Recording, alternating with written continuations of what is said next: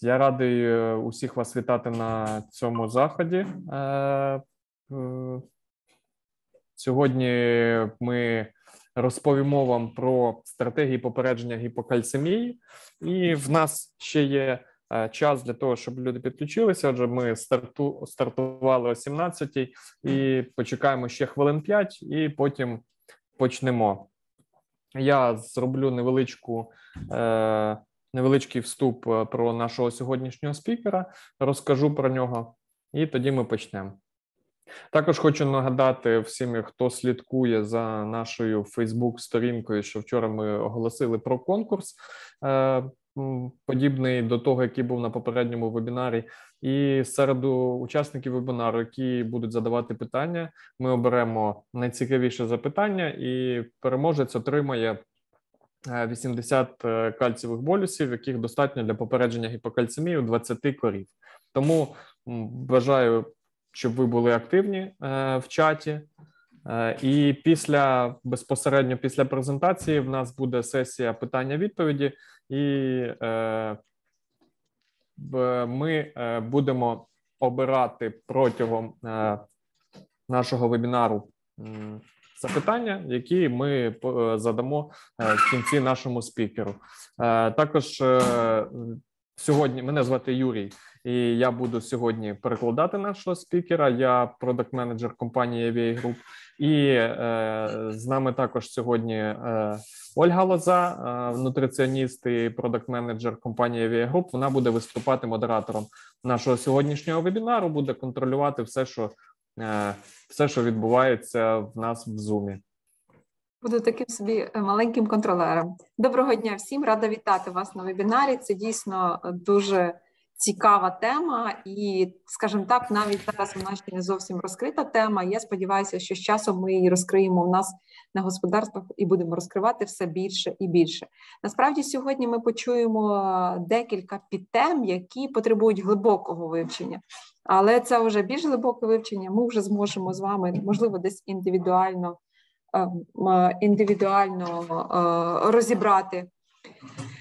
розібрати на господарствах.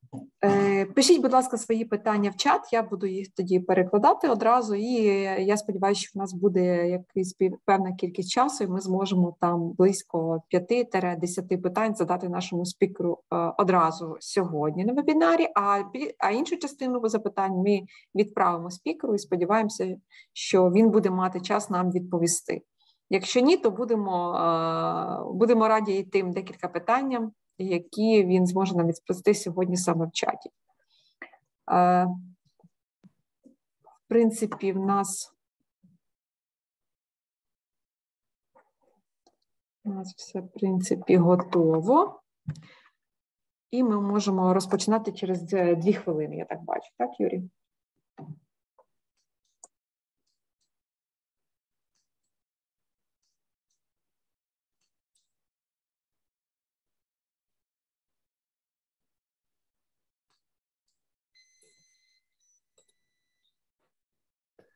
Так, ми вже перетнули поділку у 50 учасників, тому ми можемо починати.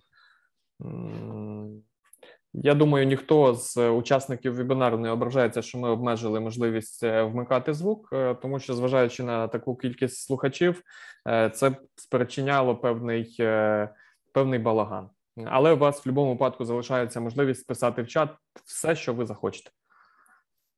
Отже, починаємо. Сьогодні ми поговоримо про стратегії попередження гіпокальцемії, і нашим сьогоднішнім спікером є Джессі Гофф. Це всесвітньо відомий консультант з питань годівлі. Він є почесним професором університету штату Айова і дійсно є провідним спеціалістом у питаннях метаболізму кальцію та гіпокальцемії корів. Він за свою кар'єру пропрацював як в комерційних структурах, так і в державних структурах і має дуже величезний досвід. І на даний момент він, можна сказати, працює сам на себе, є незалежним консультантом з годівлі і проводить дослідження наукові в невеликій лабораторії, яку він побудував на своїй невеличкій фермі в Айові. Загалом за свою діяльність він написав близько 140 статей у рецензованих журналах і розділи також є співавтором декількох книг. І він є одним із розробників норм НРС 2001 року, а також НРС 2005 року, яка стосувалася безпосередньо чутливості тварин до мінералів. Отже, ми починаємо. So, Jesse, I already made small introduction about you, and now we can start. Okay, I will share screen. Yes.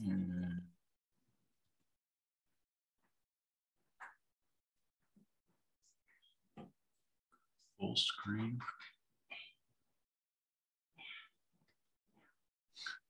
Okay. You already read the title.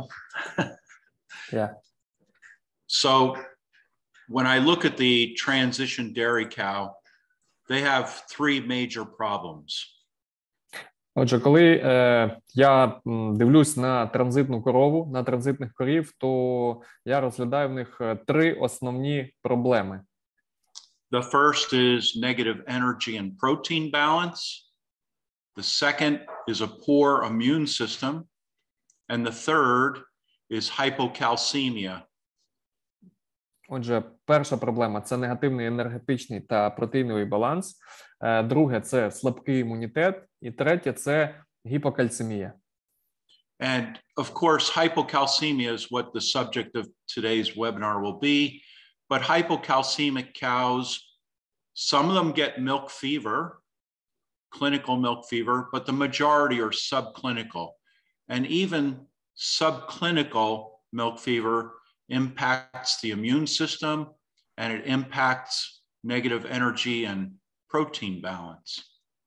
І сьогоднішньою темою безпосередньо є гіпокальцемія, але гіпокальцемія може бути причиною молочної лихоманки або клінічної гіпокальцемії, тому що субклінічна гіпокальцемія зустрічається набагато частіше, але навіть субклінічна гіпокальцемія може бути причиною і зниження імунітету, і негативного енергетичного та протеїнового балансу. And those of you who are clinicians know very well that the cow who has had milk fever is very likely to be the cow that has mastitis next, ketosis, retained placenta. It is all because these diseases are interrelated. So if we can prevent hypocalcemia, we should reduce many of these other diseases as well. І зазвичай ті корови, в яких проявляється гіпокальцемія, вони мають схильність до виникнення і маститів, і метритів, кетозу, зміщення сечуга, тому що ці всі захворювання, вони пов'язані між собою. І якщо ми зможемо попередити розвиток гіпокальцемії, то ми зможемо попередити розвиток інших захворювань. So why do cows have hypocalcemia? Отже, чому в коров виникає гіпокальцемія? If we look at the dairy cow today, they excrete a lot of calcium out through the mammary gland. Отже, якщо подивитися на корову сьогодні, то вони виділяють через молочні залози значну кількість кальцію. And remember, colostrum has about 2 times as much calcium as regular milk. І пам'ятайте ще й про те, що у молозиві міститься кальцію близько в 2 рази більше, ніж в товарному молоці. The average, at least in the United States, the average dairy cow will increase the demand for calcium by about 30 to 35 grams on the very first day of lactation. І в середньому, якщо взяти середню корову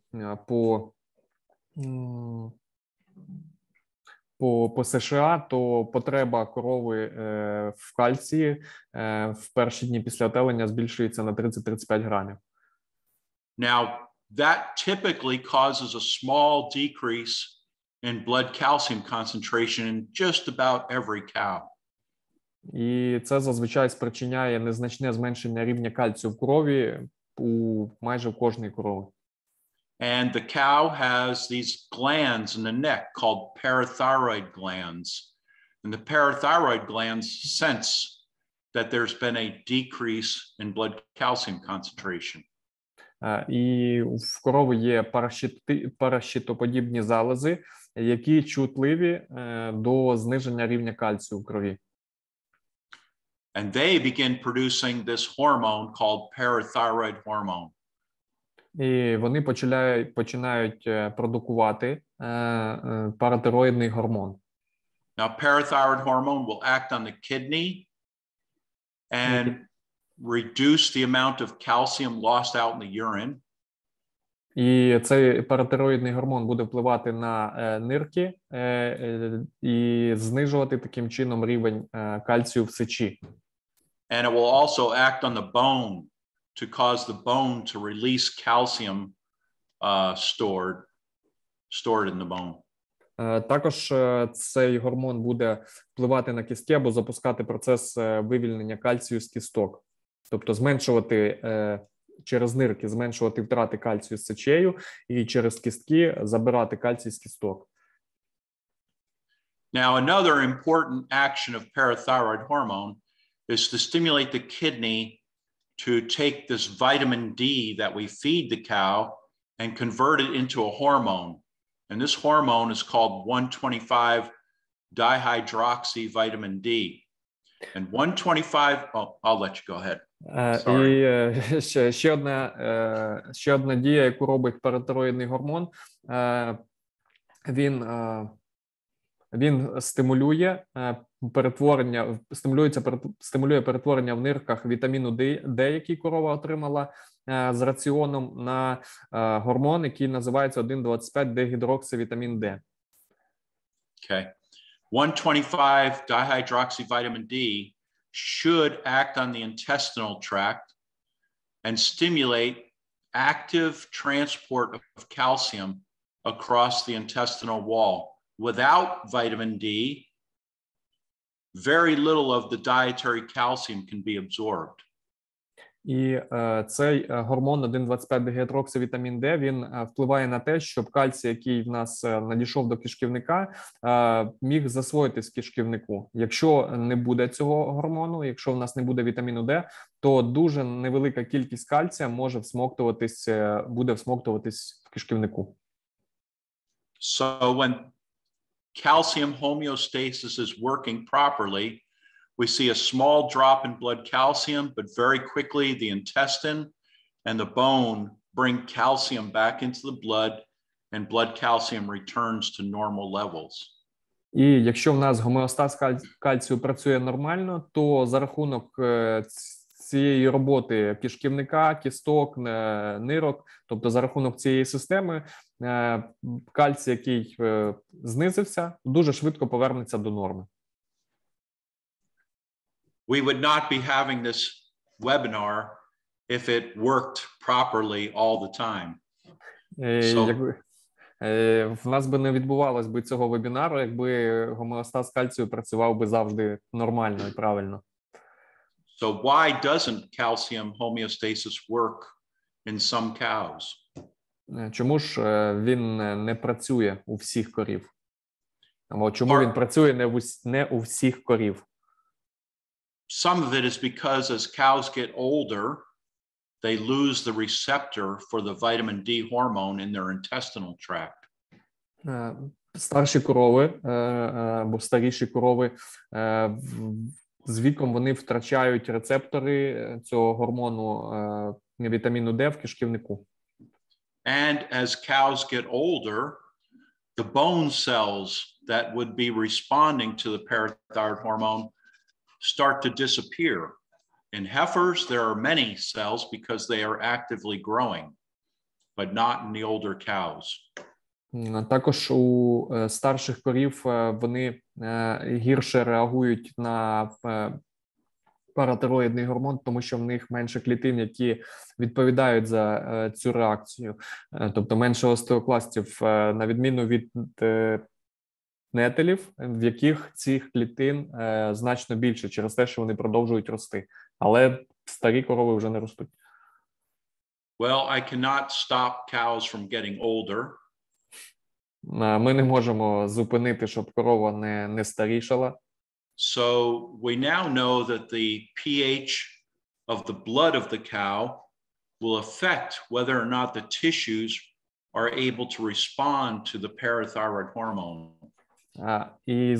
Але зараз ми знаємо, що pH крові може впливати, що pH крові впливає на якість або швидкість реакції тканин організму на паратироїдний гормон.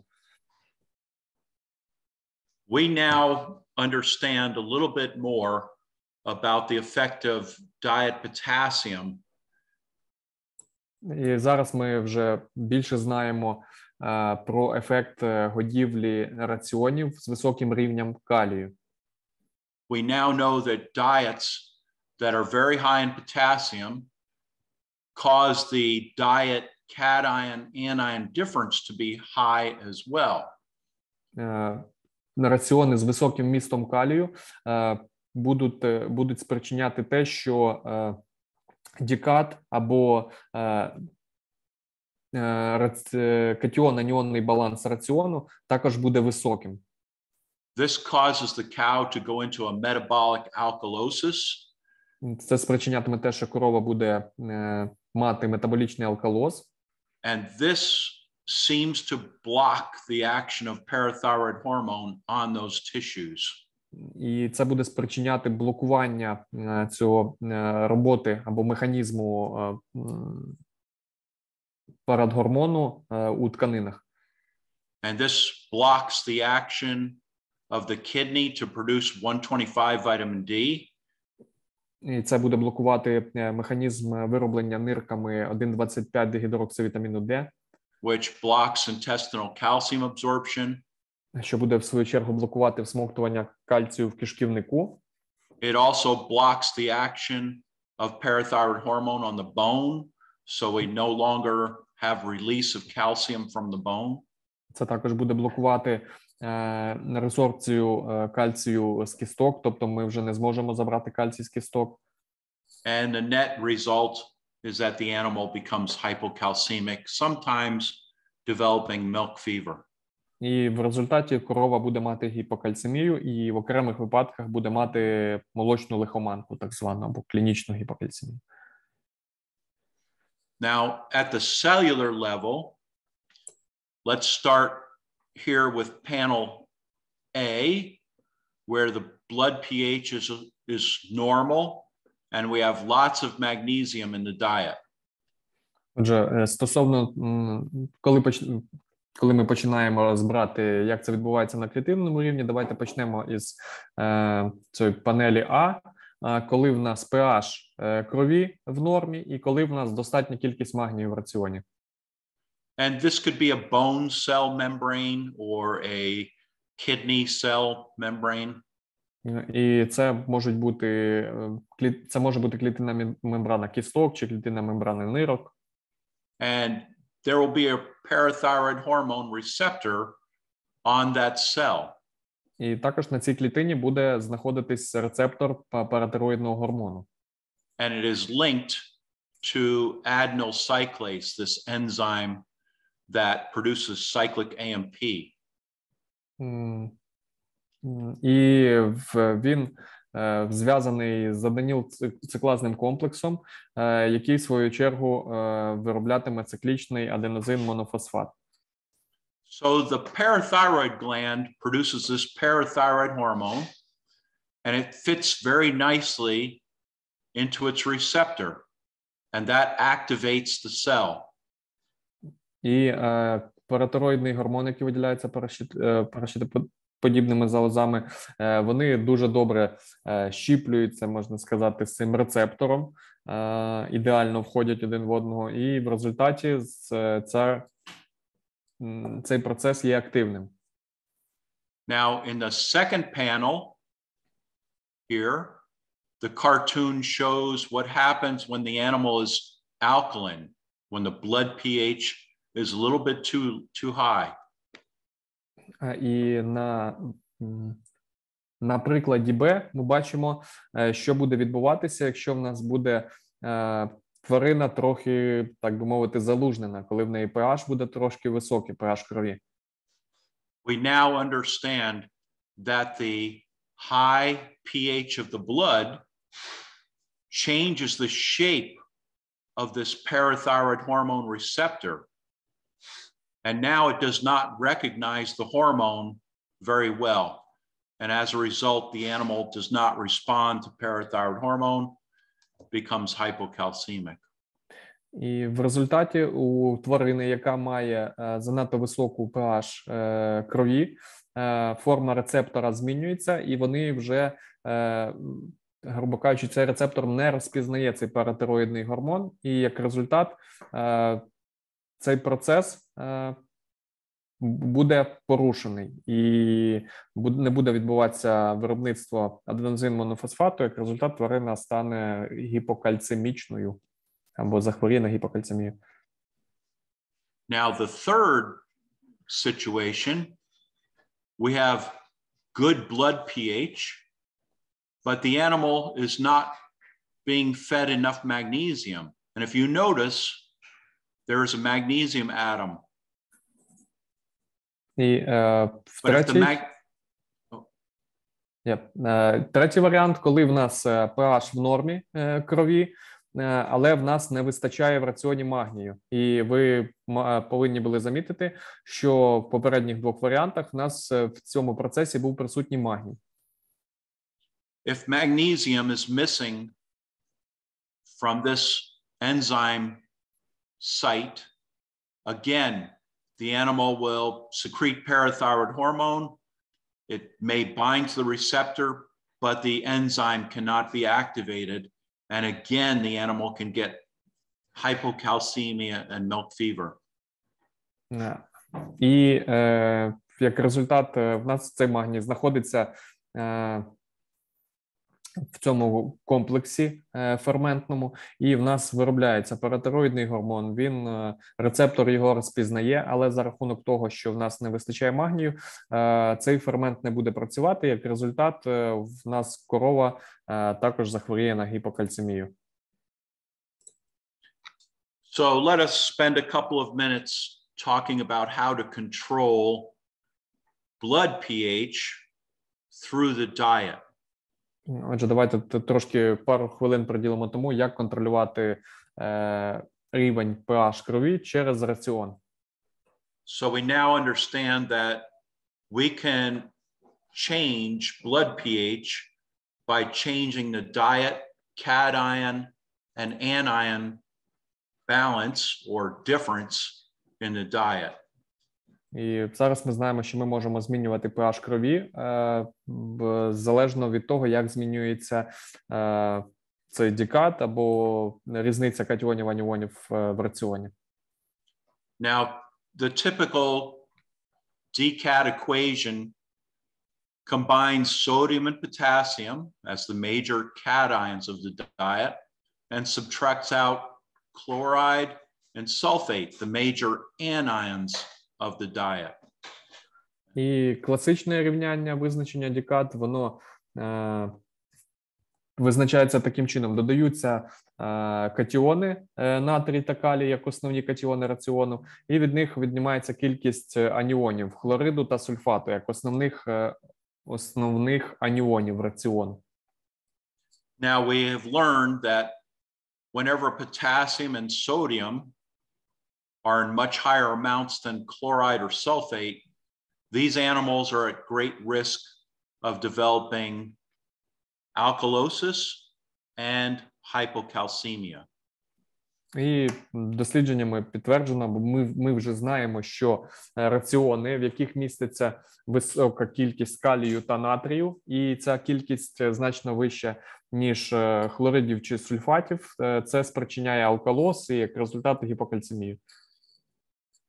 Now, any cation, any positively charged particle, so that includes sodium, potassium, calcium, magnesium, if they are absorbed from the diet, they will alkalinize the blood. Якщо, тобто, всі катіони, тобто позитивно заряджені частинки, це і натрій, і калій, і кальцій, і магній, якщо вони будуть адсорбовані, якщо вони будуть поглинені з кормів, то вони будуть спричиняти підлужнення крові і сечі. Any anion in the diet, negatively charged, so chloride, sulfate, even phosphate is negatively charged. If they are absorbed into the bloodstream, if they are absorbed into the bloodstream, they will cause the blood to become more acidic. І усі аніони, тобто негативно заряджені частинки, хлориди, сульфати, фосфати, якщо вони будуть адсорбовані, поглинені з раціону, вони будуть навпаки підкислювати кров і сечу. Okay. So when we start thinking about ways to prevent milk fever, we should think first about limiting the amount of potassium in the diet.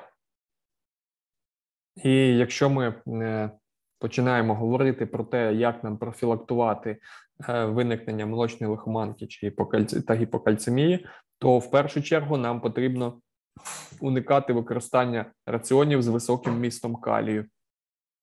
So in the United States, most farms work very hard to reduce the potassium content of the forages that will be used in the diet of the prepartum diet.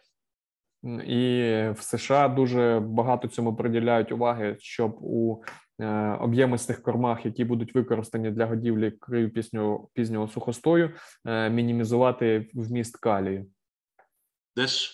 This may be the cheapest and most effective way to prevent milk fever, or at least help reduce hypocalcemia. І, мабуть, це найдешевший і найпростіший спосіб профілактики гіпокальцемії або хоча б зниження кількості проявів гіпокальцемії в корів. So some steps that can be done. You will try to set aside a field to grow forages for dry cows where that field does not receive any manure application or any potassium fertilizer application. Отже, які кроки для того, щоб знизити кількість калію в об'ємистих кормах? Тобто на тих полях, де буде заготовлятися фураж для корів пізнього сухостою, не повинно вноситись органічне добриво, не повинен вноситись гній або добрива, які містять калій. The only warm season grass that is probably available in Europe is corn silage, corn. And corn does not take potassium from the soil the way grasses do. Отже, одна з культур так званих теплого ґрунту – це кукурудза, якщо говорити про Європу. І якраз кукурудза – це та культура, яка не забирає калій із ґрунту. So most of our diets will have 4 to 5 kilograms of dry matter as corn silage. І тому приблизно 4-5 кілограмів сухої речовини раціону корови пізнього сухостою має складати кукурудзяний силос, або може складати кукурудзяний силос. Then we will try to use very mature forages because as grasses get older, more mature, the potassium level in those forages decreases. Наступним кроком є те, що ми будемо використовувати рослини на пізніших стадіях вегетації, тобто старіші рослини, тому що з ростом рослини, чим рослина старіша, тим менше калію в ній буде міститися.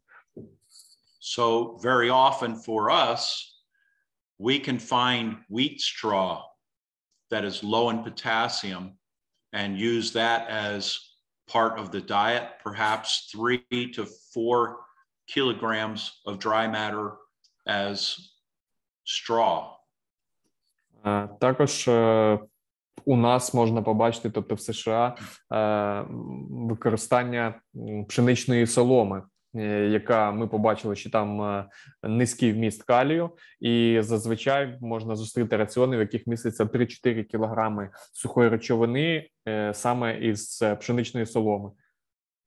Okay. So if we have done all we can with forages, now we must add chloride and or sulfate to the diet to try to reduce the cation-anion difference to help acidify the cow. І якщо ми зробили все, що могли із нашими об'ємистими кормами, то нам необхідно додати до раціону хлориди чи сульфати для того, щоб знизити дікат і для того, щоб підкислити нашу тварину, підкислити кров та сечу тварин. Our goal is to take the animal from a state of metabolic alkalosis to a state of slight metabolic acidosis. І наша ціль змістити корову із стану метаболічного алкалозу до стану помірного метаболічного ацидозу. So we wish to use the most effective anionic salt. І ми повинні використовувати найбільш ефективні аніонні солі. And it turns out that the sulfate salts are only about 60% as strong as the chloride salts in their acidifying action. І важливо знати, що сульфати за своєю підкислюючою здатністю, сульфати лише на 60% такі ж ефективні в підкисленні, як хлориди. Okay. Now, another big challenge with the use of the anionic salt approach is palatability. And Ще один такий виклик або проблема при використанні аніонних солей – це їх смак.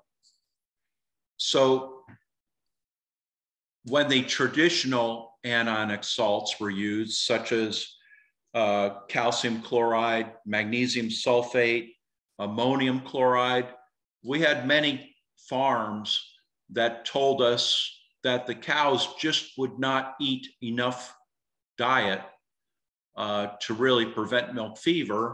And because their dry matter intake was low, they had more problems with ketosis, displaced abomasum.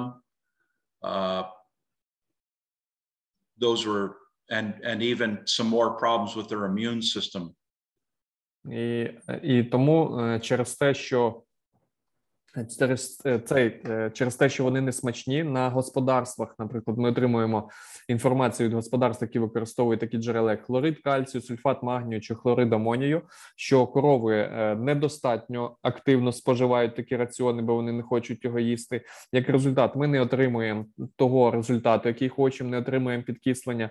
Плюс до того, корови споживають менше сухої речовини, як результат в них є більше проблем з кетозами, і зі зміщенням сечова, і загалом із імунною системою. So I have to tell you that I invented a product called soy chlor, which is one of several commercial anion supplements that were developed. And they were developed because they were palatable. І я є одним із розробників аніонної добавки, яка називається сой-хлор, однією з які є на ринку. І вони були розроблені через те, що вони смачні. Або через те, що вони смачні. Так. So the next problem with anionic salts is deciding how much anionic salt do I feed? Do I have to worry about under acidification, or can I give too much and cause over acidification of the cow? І ще одне питання: скільки саме аніонних солей я повинен ввести до складу раціону? Чи можливо я не догодовую корів аніонами, і як результат не доотримую підкислення, що мені потрібно, або навпаки згодовую забагато і засильно підкислюю?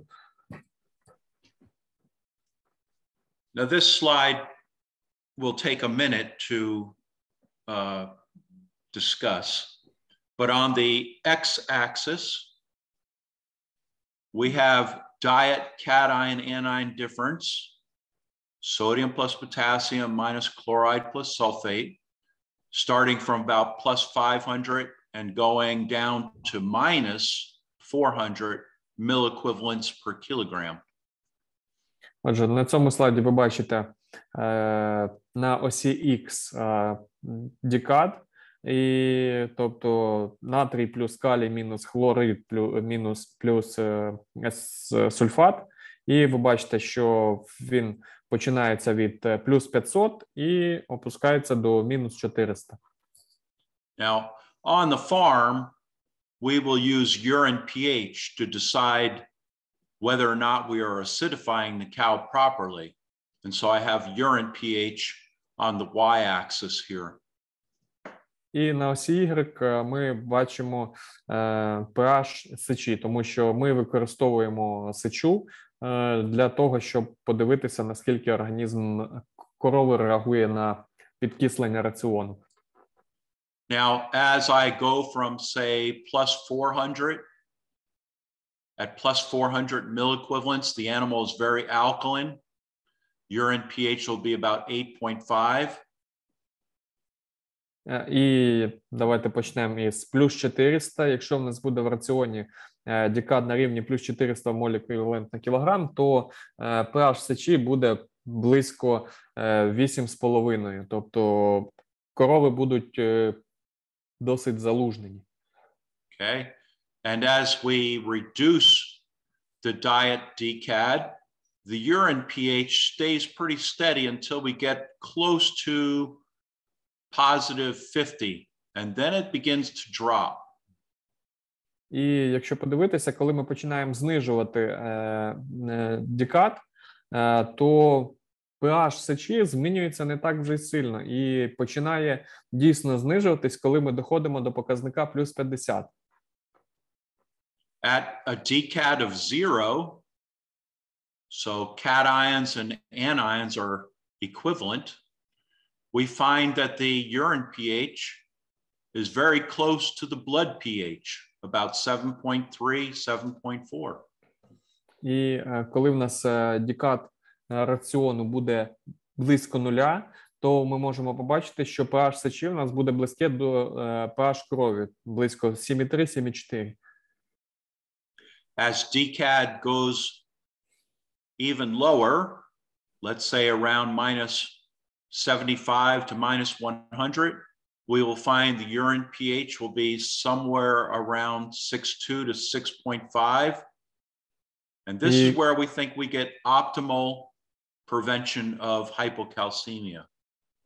І якщо ми будемо далі знижувати рівень дікад приблизно до мінус 75, мінус 100, то ми зможемо знизити pH сечі до 6,2, 6,5. І саме ці показники ми вважаємо, що це є оптимальні показники для профілактики розвитку гіпокальцемії. We also will find that the dry matter intake is optimal at this level of urine pH. І також ми спостерігаємо, що споживання сухої речовини за такого pH також є оптимальним. Now, some people choose to acidify cows down between 5.5 and 6.0. Деякі люди приймають рішення, щоб опустити pH або підкислити тварину до показника від 5,5 до 6 pH. But what we notice is that as GCAD decreases further, the animal's urine pH becomes quite steady. Але що ми також знаємо тепер, що коли ми опускаємо дікат все нижче і нижче, то pH сечі залишається стабільною. What happens is that the animal begins to reduce its dry matter intake because if it continued to eat this very low DCAD diet, the animal would die from acidosis. So to prevent that, the animal reduces its dry matter intake. I'm sorry. І що ж відбувається? Чому так відбувається? Чому pH сечі залишається стабільним? Тому що за надмірного підкислення корова просто перестає споживати раціон або знижує споживання раціону з таким низьким дікат через те, що якщо вона продовжитиме далі його їсти, то вона просто загине від ацидозу. If you see animals with urine pH down below 5.3, these are animals that are very highly acidified. They will not stay at this level very long because they will stop eating and quickly come back up to this level. So this is an over-acidified cow, in my opinion. І якщо ми візьмемо, наприклад, якщо ми бачимо корів або визначили pH сечі і pH сечі нижче, ніж 5,5, там 5,4, 5,3, то корова недовго буде мати таку pH або знаходитись в цій зоні, тому що вона буде зменшити споживання і буде повертатися до показника трохи вище. І, на мою думку, це занадто надмірно підкислений раціон. So you may ask, why do I say that the optimal urine pH is somewhere around 6.2 to 6.5? Ви можете спитати, чому я вважаю, що оптимальне підкислення саме за показника pH сечі 6,2-6,5? This is a slide that shows the urine pH versus the lowest blood calcium concentration recorded in a cow. And these experiments, we bleed cows many times during the first 3 days of lactation to find the lowest blood calcium, the nadir in blood calcium. Отже, на цьому слайді ви бачите на осі X pH сечі, а на осі Y показник найнижчого рівня кальцію в плазмі крові, який був визначений за 72 години. В цьому досліді ми відбирали кров дуже багато разів протягом перших 3 днів лактації, тобто перших 3 днів після отелення, і визначили саме цей найнижчий рівень кальцію у перші 72 години після отелення. And you can see that at very high urine pH, we had a good number of animals that developed clinical milk fever, and then many animals that were subclinical hypocalcemia. І якщо ви уважно подивитесь, то ви бачите, що за високого pH сечі 7,75, 8,25, ви бачите багато корів, які мали клінічну гіпокальцемію або молочну лихоманку, також велику кількість корів, які мали субклінічну гіпокальцемію. And the best blood calcium concentrations were in cows whose urine pH was below 7 and above 5.75. So somewhere in here, this is the best DCAD, the best urine pH. І найкращий показник по найнижчому рівню кальцію в крові був у корів, яких сеча була в діапазоні, pH сечі була в діапазоні від 5,75 до приблизно 7. Тобто це оптимальний рівень дікат. Unfortunately, when you over-acidify cows, they fail to eat. Their dry matter intake decreases. And I think that is why we have some cows that suffer pretty severe hypocalcemia when we feed them too much anionic salt. Але ви також і бачите, що якщо в нас корова буде занадто закислена, то ми бачимо багато корів, які мають також клінічну гіпокальцемію. І ми вважаємо, що причина в тому, що вони просто споживають значно менше сухої речовини, і як результат у них розвивається клінічна гіпокальцемія. Тобто, коли раціон занадто закислений. And I am not the only one to observe this. Pedro Melendez, here's data from a grazing herd. So they tried to feed anionic salts. If they could get the urine pH below 7, the cow's blood calcium was quite good. But if they over-acidified the cows, they started seeing more cows with hypocalcemia. І не я один це побачив у своїх дослідженнях. Також Мелендес в свіжому дослідженні також встановив, що якщо в нас знаходиться pH сечі в діапазоні від 6 приблизно до 7,25, в нас кальцій знаходиться на досить високому рівні, тоді як при занадто низькому pH сечі є прояви клінічної гіпокальцемії. Melendez also reported that cows with urine pH less than 6 had a higher rate of stillborn calves. That is unusual, but that is what he reported. Також цей дослідник Мелендес, він у публікації говорить про те, що серед корів, які мали pH сечі менше, ніж 6, було більше мертвородів. Це досить незвичайно, але це ті дані, які він опублікував. So the take-home message that you should remember is that we do not get better blood calcium the lower the urine pH. There are some meta-analyses that suggest the lower the urine pH, the better the blood calcium. But that does not seem to be true. There is an optimal urine pH, probably between 6 and 7.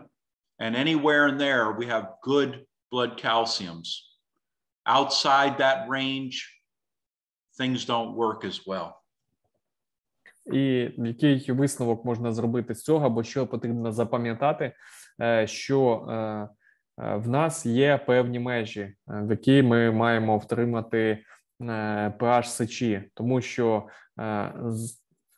не можна сказати, що чим краще буде, чим нижче я зможу опустити pH сечі корови, тим краще буде рівень кальцію після отелення. Хоча є певні дані, певні метааналізи, які говорять про це, про таку тенденцію, проте насправді є певний оптимум. І цей оптимум знаходиться десь в межах від 6 до 7, і забезпечивши pH сечі в цьому діапазоні, в нас будуть позитивні результати. За межами цього діапазону в нас будуть проблеми. So what could you expect if you were to feed anionic diets to a cow in terms of changing blood calcium concentration around the time of calving? Отже, що ви можете очікувати по рівню кальцію в крові під час отелення, або дні до та після отелення, використовуючи аніонні солі, аніонні добавки? Now, this is an experiment where soy chlor was used as the anionic salt. And it was fed to 3rd and 4th lactation cows.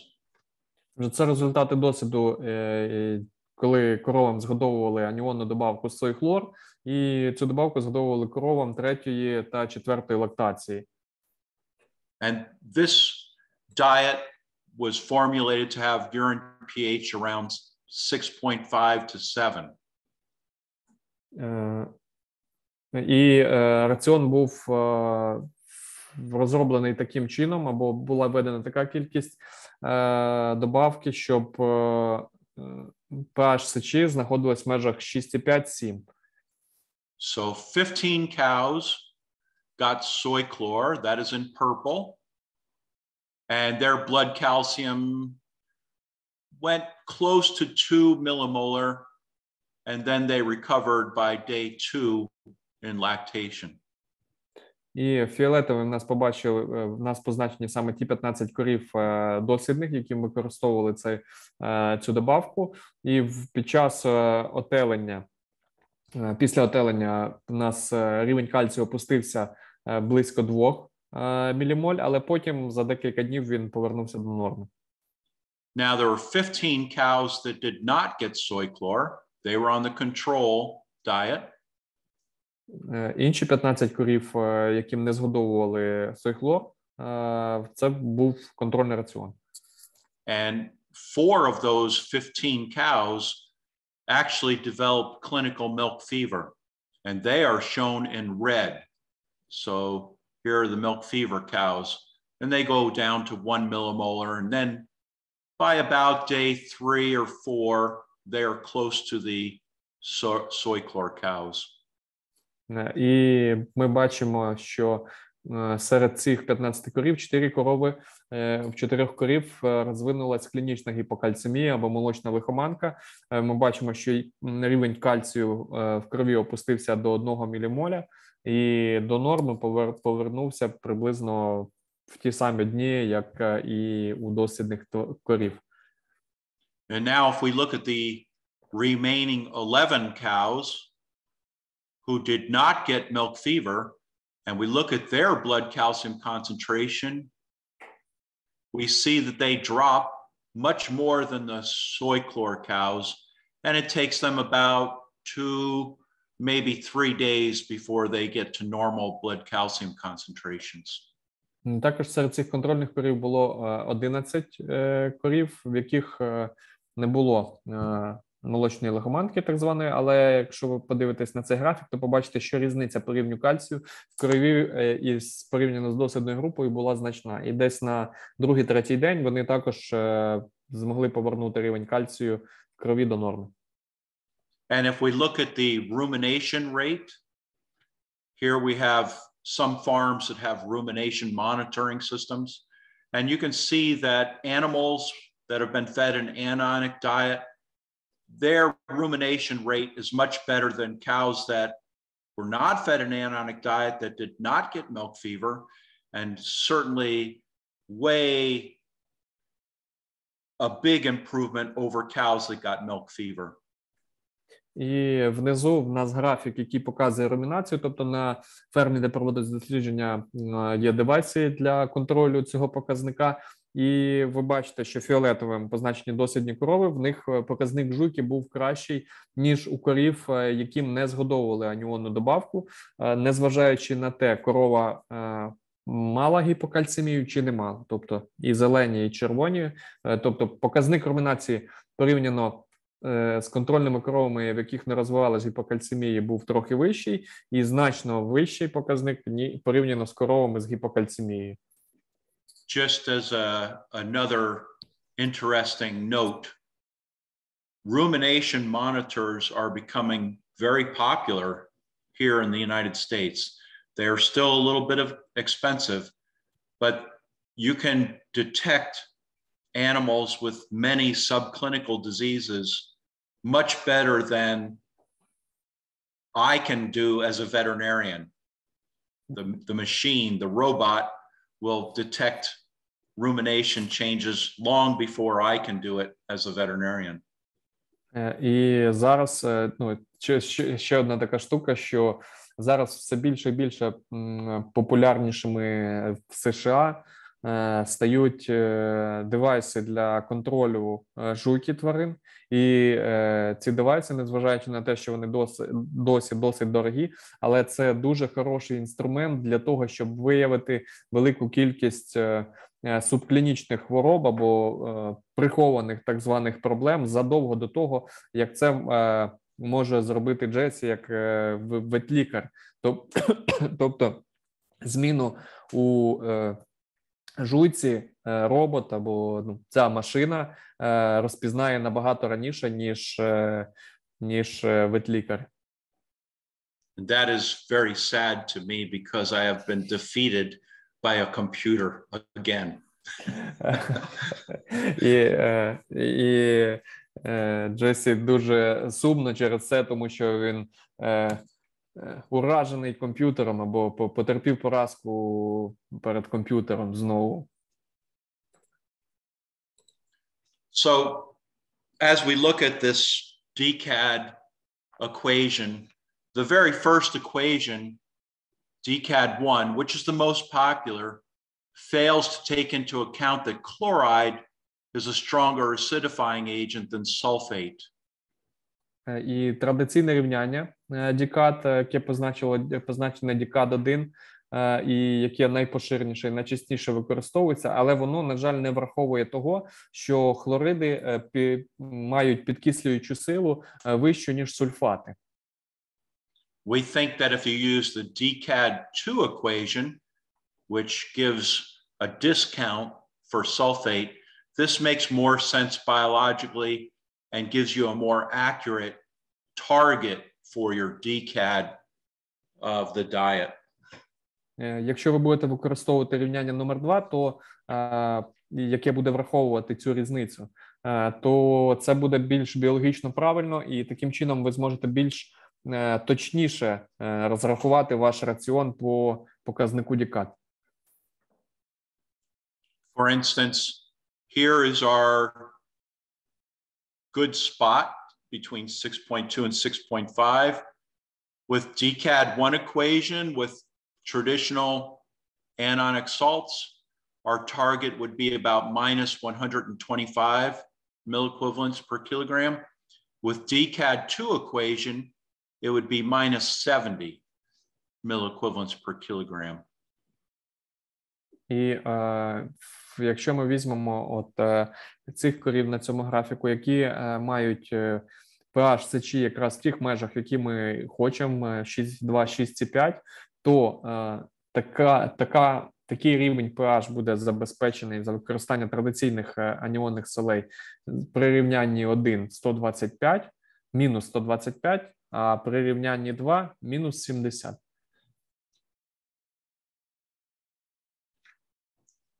Something that is always a concern is how much calcium should you add to the diet when you're feeding a low DCAD diet. Ще одне питання: скільки кальцію повинно бути в раціоні, якщо я використовую раціони з низьким DCAD?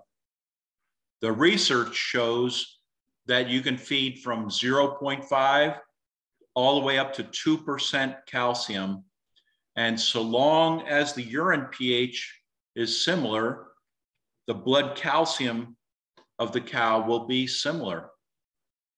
І в дослідженнях говориться про те, що ми можемо згодовувати з раціон з вмістом кальцію від 0,5 до 2%, і якщо спостерігати за pH сечі, то зміни pH сечі будуть подібні до зміни pH крові, рівня кальцію в крові. The only thing you have to remember is that if you go to 2% calcium in the diet, you will be adding calcium carbonate or limestone. And remember, that is alkalinizing. So if you wish to go to very high calcium diet, you will probably have to spend more money on anionic salts to get to the same urine pH, because calcium is a cation, and if it is absorbed, it alkalinizes the blood. Але пам'ятайте, що коли ви піднімаєте рівень кальцію до 2, то ви зазвичай це робите за рахунок використання карбонату кальцію чи крейди, і що є підлужнювачем. І в результаті вам потрібно буде витратити більше грошей на аніонні солі, тому що вам потрібно буде більше цих дати аніонів, щоб опустити pH сечі до того рівня, який необхідно. Тому що кальцій буде виступати підлужнювачем, тобто він є катіоном. So, at the end of the day, what can we expect to see in the cow's performance when they're fed an anionic diet? Як підсумок, що ми можемо побачити, яку відповідь по продуктивності тварин ми можемо побачити при використання раціонів із низьким рівнем дікат. This meta-analysis performed in 2019 demonstrates that the cows fed anonic diets will have less milk fever, improved blood calcium at calving.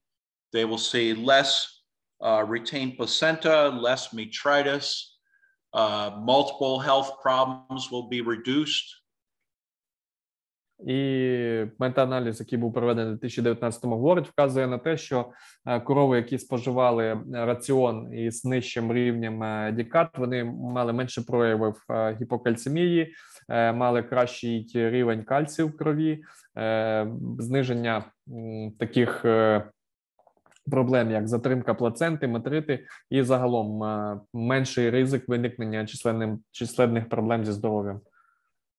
And the farmer, of course, gets paid for milk.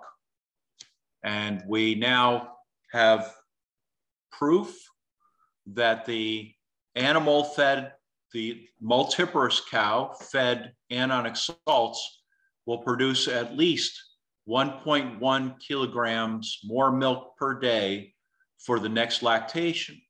So about 320 kilograms more milk.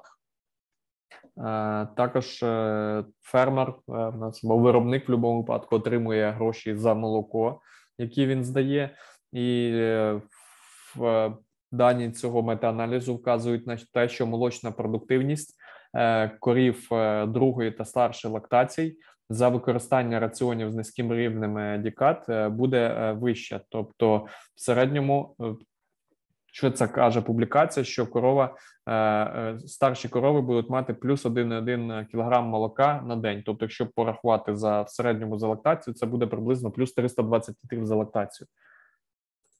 So right now in the United States, that extra milk would be worth about $120 to the farmer. І на даний момент в США це додаткове молоко для фермера буде коштувати приблизно $120. And feeding commercial anionic supplements will cost about $20. So you have about a 6-to-1 return on your investment. А використання аніонних добавок буде коштувати близько $20. Тобто в результаті фермер буде мати повернення коштів приблизно 60 до 1. Now, the unfortunate thing about this meta-analysis is that they showed if heifers going into their first lactation are fed anonic salts, these heifers actually produced 1.2 kilograms per day less milk than their herd mates that were not fed anonic salts.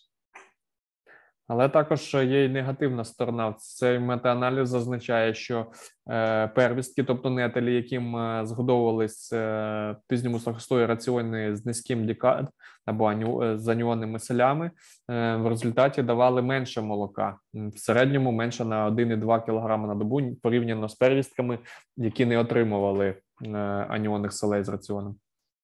That seemed rather a high loss of milk. So Zimpel did an experiment to determine whether some of this loss of milk was because of over-acidification of heifers. І це досить значна кількість молока, або досить значне зниження по продуктивності. І інший дослідник Зімпель вирішив встановити, чому це відбувається. Чи це відбувається через дійсно перекислення раціону або надмірне закислення раціону. So what they showed was they had control heifers fed a diet with no anionic salts and their urine pH was 8.2. They had heifers fed a moderate DCAD diet with pH 6.4 to 7, what I would call optimal urine pH. And then they had heifers that were fed a diet where the urine pH was below 6. І pH сечі контрольних первісток, тобто тих, які не згодовували аніонних солей, був в середньому 8,2. У pH сечі тварин, яким згодовували нормальну кількість, посередню кількість аніонних солей, які дозволяли знижити pH від 6,4 до 7. В результаті згодовування такого раціону ці тварини порівняно з контрольними мали менше затримок плаценти, менше захворювання матки та загалом інших хвороб. І також були тварини, яким згодовували більше,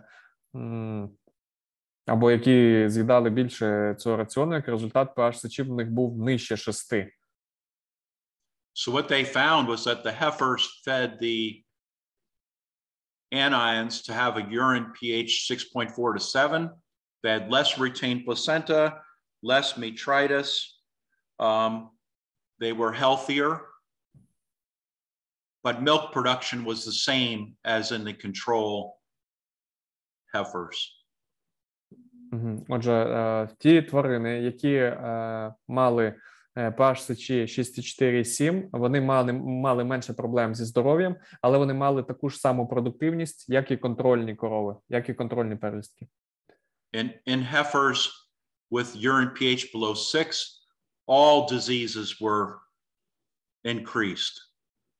А у тих тварин, які мали pH сечі нижче 6, ризик усіх хвороб був вищий.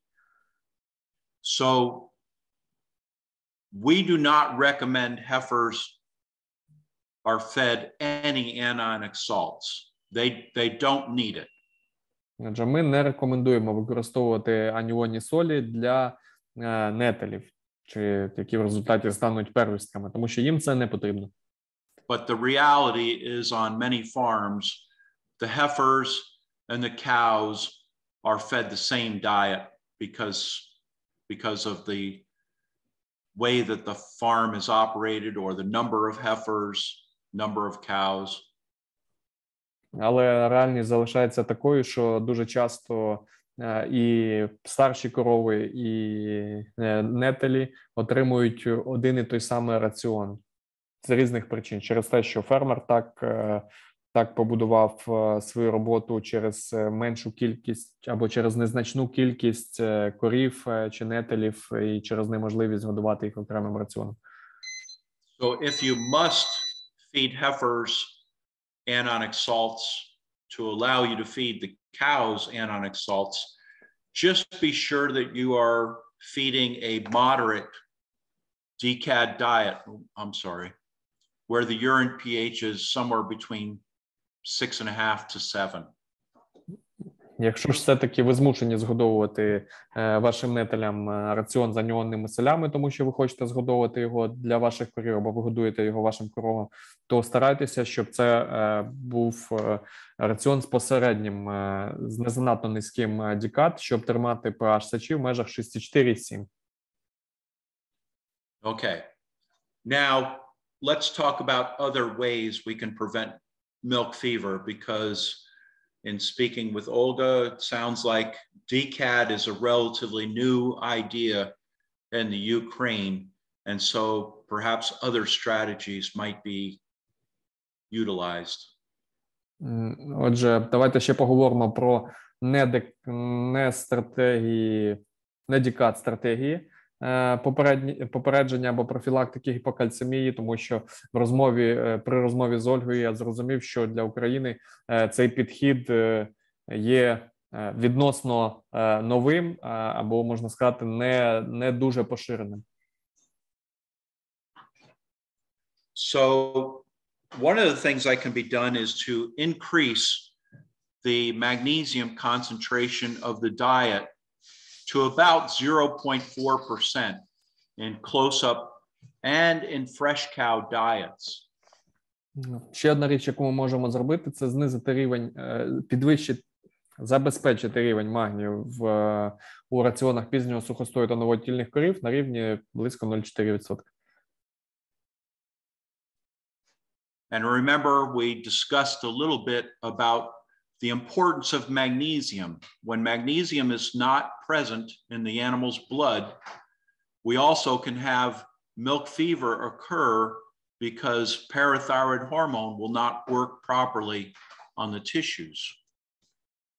І пам'ятайте, що ми з вами говорили, якщо в нас недостатня кількість магнію в крові, то паратироїдний гормон не буде нормально працювати в тканинах. To make sure we have the magnesium correct, we need to feed a very good magnesium source, one that is very bioavailable, and we need to feed enough of it. І щоб бути впевненими, що ми даємо достатню кількість магнію, що в нас в раціоні достатньо магнію, нам треба обрати правильне джерело, тобто те джерело, яке дійсно буде біодоступним для корови, тобто магній буде засвоюватись. Плюс ми повинні згодовувати його в достатній кількості. So when we look at magnesium sources and we look at the pre-calving diet, the prepartum diet, if you're using anionic salts, you are likely feeding magnesium sulfate or magnesium chloride already. And those are very available magnesium sources. І якщо дивитись на джерела магнію, якщо ви використовуєте в якості аніонів магній сульфат чи магній хлорид, то крім дії аніонної, він також є джерелом магнію, і магній в цих сполуках є досить доступний. Now, perhaps if you are not using an anionic diet, you will be feeding mostly magnesium oxide. And magnesium oxide creates some problems for the cow. And certainly, okay, I'll let you do that. Але якщо ви, наприклад, не згодовуєте аніонних солей, то, але згодовуєте магній, то зазвичай ви використовуєте оксид магнію, і це створює проблеми. So, in our country, we feed magnesium oxide after calving. And this is where the problem for us occurs, is in the first 4 or 5 days of lactation, we see hypomagnesemia. In part, it is due to poor magnesium oxide sources. І зазвичай в США ми годуємо оксид магнію вже після отелення. І те, що ми бачимо в перші дні після отелення, що в нас в багатьох корів є гіпомагніємія через те, що в нас недостатньо якісний цей магній. Тобто, він не засвоюється. Magnesium oxide can be great for lactating cow diets. It provides magnesium and it acts as a rumen buffer or rumen alkalinizer. Загалом оксид магнію – це є дуже хорошим джерелом магнію для дійних корів, тому що він, крім того, що він є джерелом магнію, він ще є буфером для рубця. Unfortunately, not all magnesium oxide that is being sold to farmers is of a good quality. На жаль, не весь оксид магнію, який фермери можуть купити, або який продається фермерам, є хорошої якості. And I will pick on another country. We are getting lots of magnesium oxide from China, and it is very cheap. But unfortunately, the quality is often very poor. І так, наприклад, якщо говорити про іншу країну, ми купували оксид магнію у Китаї через дуже низьку ціну, але поруч із дуже низькою ціною і дуже низька якість. So how can you test to see if the magnesium oxide you are using, primarily for your lactating cows, is a good source of magnesium and a good rumen buffer? Отже, як же ж перевірити оксид магнію, який ви згодовуєте вашим коровам, на те, наскільки він є доступним, наскільки він є хорошим джерелом магнію для вашої дійної корови і наскільки він є хорошим буфером. So this is a very simple little field test that you can do. Отже, це дуже простий, так званий польовий тест, який ви можете зробити. Take 3 grams of magnesium oxide and put it into a test tube or a cylinder. Отже, відважте 3 грами оксиду магнію і покладіть, наприклад, в колбу. Add 40 milliliters of 5% acetic acid, which is, in this country, it is what is sold to people as white vinegar. It is used for cooking and for preserving cucumbers, to make pickles. So it is very available in all of our grocery stores, 5% acetic acid called white vinegar. In Ukraine, we have mostly 6 or 9%. Okay, well, you may have to adjust a little bit for that. It's really higher, huh? Yeah. Okay. We like more acids in our feed. Food. So if it is 6%, you will use 40 times. Hang on, I can figure this out. Anyway, it'll be 5/6 of 40, whatever that works out to. So somewhere around 37 mils, 36 milliliters. Отже, необхідно додати 40 мл 5% оцтової кислоти, і в США це саме той оцет, який продається в супермаркетах, який використовується для приготування їжі, для консервації огірків. І я йому сказав, що в нас зазвичай це 6 або 9% оцтової кислоти, оцет, то він говорить про те, що можна просто трошки підкоригувати. Якщо це 6% оцтова кислота, то це десь приблизно 36-37 мл. So cap the container and shake it well for about 30 seconds and then let it sit for 30 minutes and check the pH. Отже, і далі нам не потрібно закрити цю посудину, колбу, що ми взяли, кришкою, добре струснути і залишити на 30 хвилин, щоб воно відстоялося, а потім перевірити pH. So vinegar, at least our vinegar, will have a pH of about 2.6 to 2.8. Американський оцет буде мати pH приблизно 2,6-2,8. And yours will be very similar. And Український буде дуже близький. And then the very good magnesium oxides will raise the pH above 8, maybe even 8.2.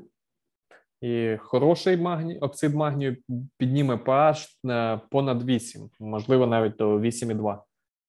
And unfortunately, many of the magnesium oxides on the market will be about 3.5 to about 5.5. They are not very bioactive.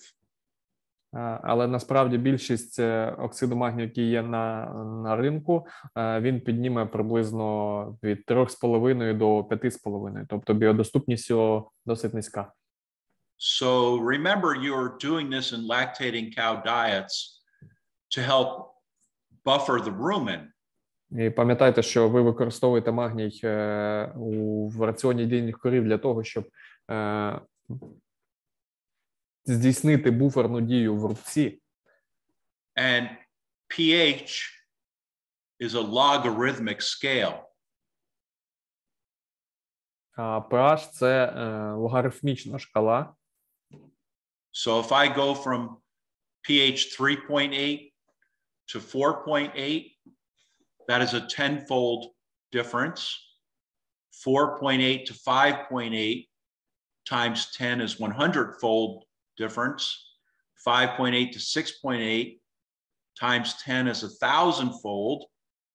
And 6.8 to 7.8 times 10, that's a 10,000-fold difference in buffering action and that translates into an increase in bioavailability as well. І важливо розуміти, що це логарифмічна шкала, тобто якщо ми змінюємо pH із 3,8 до 4,8, то це 10-кратна різниця.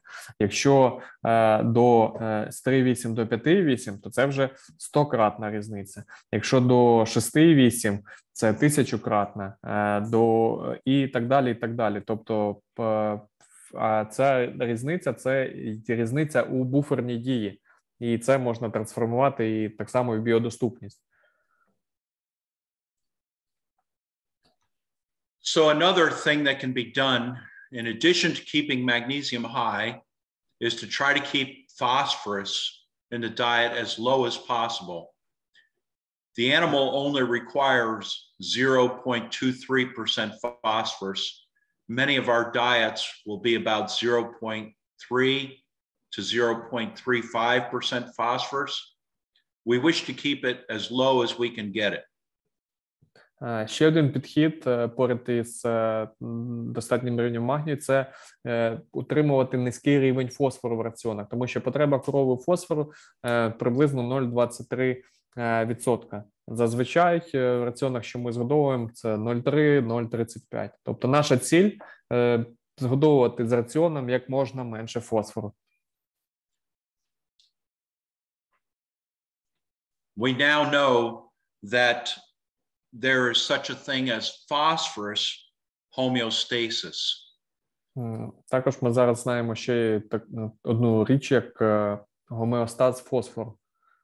And 125 dihydroxyvitamin D controls the absorption of both calcium and phosphorus.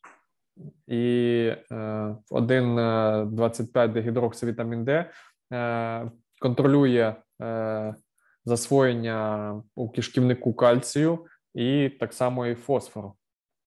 Now, in recent years, we learned that there is a little hormone produced by bone, and it's called fibroblast growth factor 23.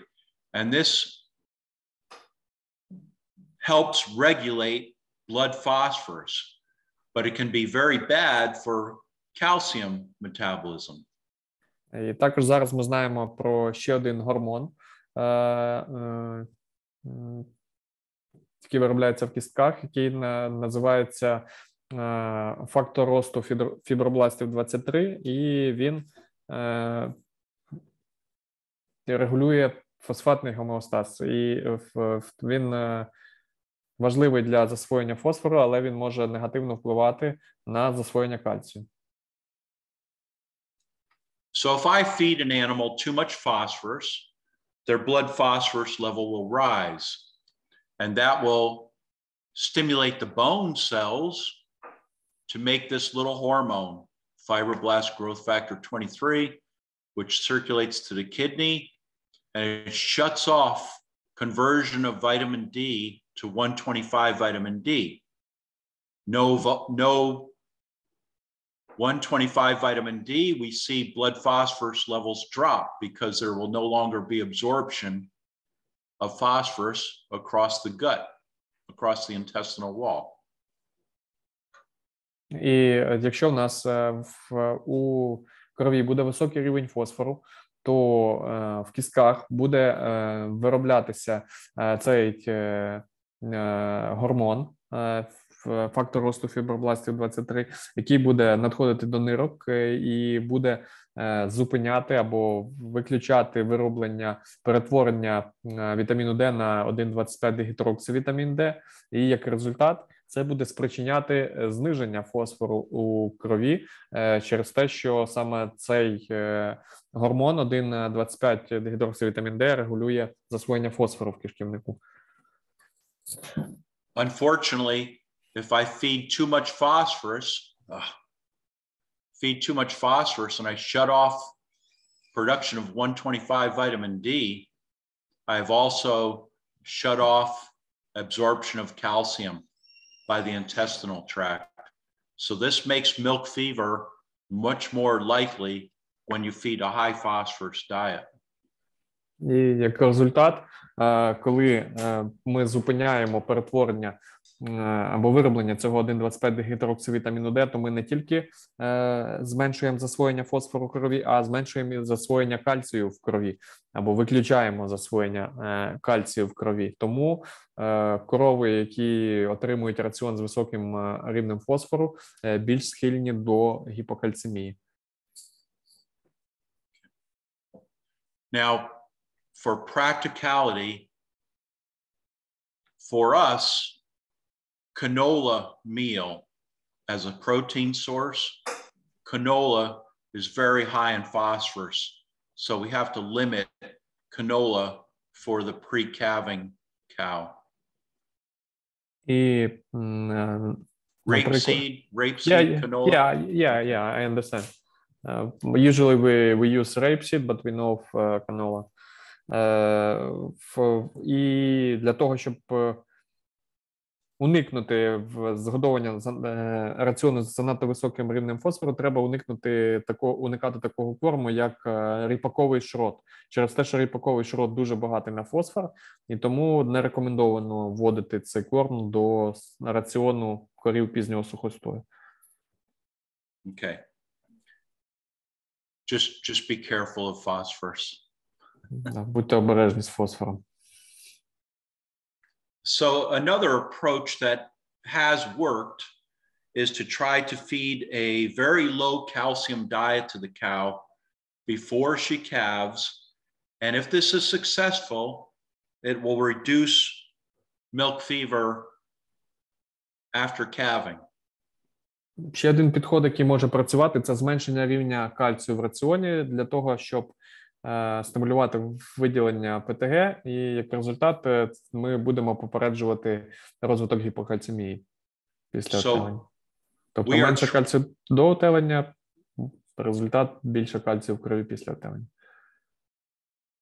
We are trying to trick the animal's parathyroid gland into secreting large amounts of parathyroid hormone before the cow calves. And this will work even if the animal is in metabolic alkalosis. І таким чином ми намагаємося обманути паращитоподібні залози, щоб вони виробляли більше паратироїдного гормону, і цей механізм буде працювати, навіть якщо корова буде знаходитись в метаболічному алкалозі. So these are old experiments. And what I want to show you is that in these experiments, when animals were fed 80 grams of calcium per day, a good number of them did get hypocalcemia and milk fever. But if you could reduce diet calcium to 8 grams per day, none of those cows got milk fever. They had very little hypocalcemia, and they did very well. І досить старе дослідження. І в цьому дослідженні ви можете побачити, якщо ми згодовуємо корові приблизно 80 грамів кальцію на добу, то в результаті ці корови будуть мати гіпокальцемію і також матимуть молочну лихоманку. Тобто це позначено пунктирною лінією. Якщо ми будемо обмежимо згодовування кальцію до 8 грамів на добу, то в результаті ми будемо мати незначну або субклінічну гіпокальцемію, але не буде проявлятися в нас клінічна гіпокальцемія або молочна лихоманка. Unfortunately, a very low calcium diet is actually very hard for us to feed in the United States. We just cannot meet those very low levels that are required. Але, на жаль, це майже нереально зробити раціони з таким низьким рівнем кальцію у нас в США. Це просто нереально. Here is the mathematics on this. Тут на цьому слайді ви можете побачити математику, чому так. So any diet that is 0.4% calcium has plenty of calcium to support maintenance and fetal development calcium requirements. Отже, раціон, в якому міститься 0,4% кальцію, цього кальцію в раціоні буде достатньо для того, щоб задовольнити потреби корови на те, щоб нормально розвивався плід і загалом нормально відбувались процеси життєдіяльності. The highest calcium you can feed and still get this effect is about 0.2% calcium. І the highest or the lowest?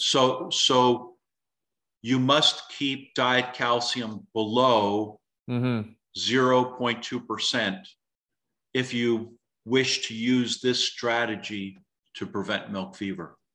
Але якщо ви хочете використовувати саме цю стратегію для попередження розвитку гіпокальцемії, то вам необхідно знизити рівень кальцію нижче, ніж 0,2% в раціоні.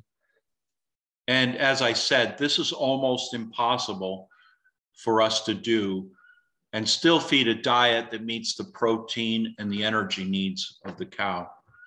І як я вже говорив, що це просто неможливо зробити, нереально зробити одночасно і знизити рівень кальцію до цього показника і в той же час забезпечити корову поживними речовинами, енергією, протеїном. However, recently, the Danish veterinarians have developed a product called zeolite. And zeolite, when added to the diet, can bind the calcium and prevent it from being absorbed. So you are, in effect, making a low calcium diet by adding zeolite to the diet.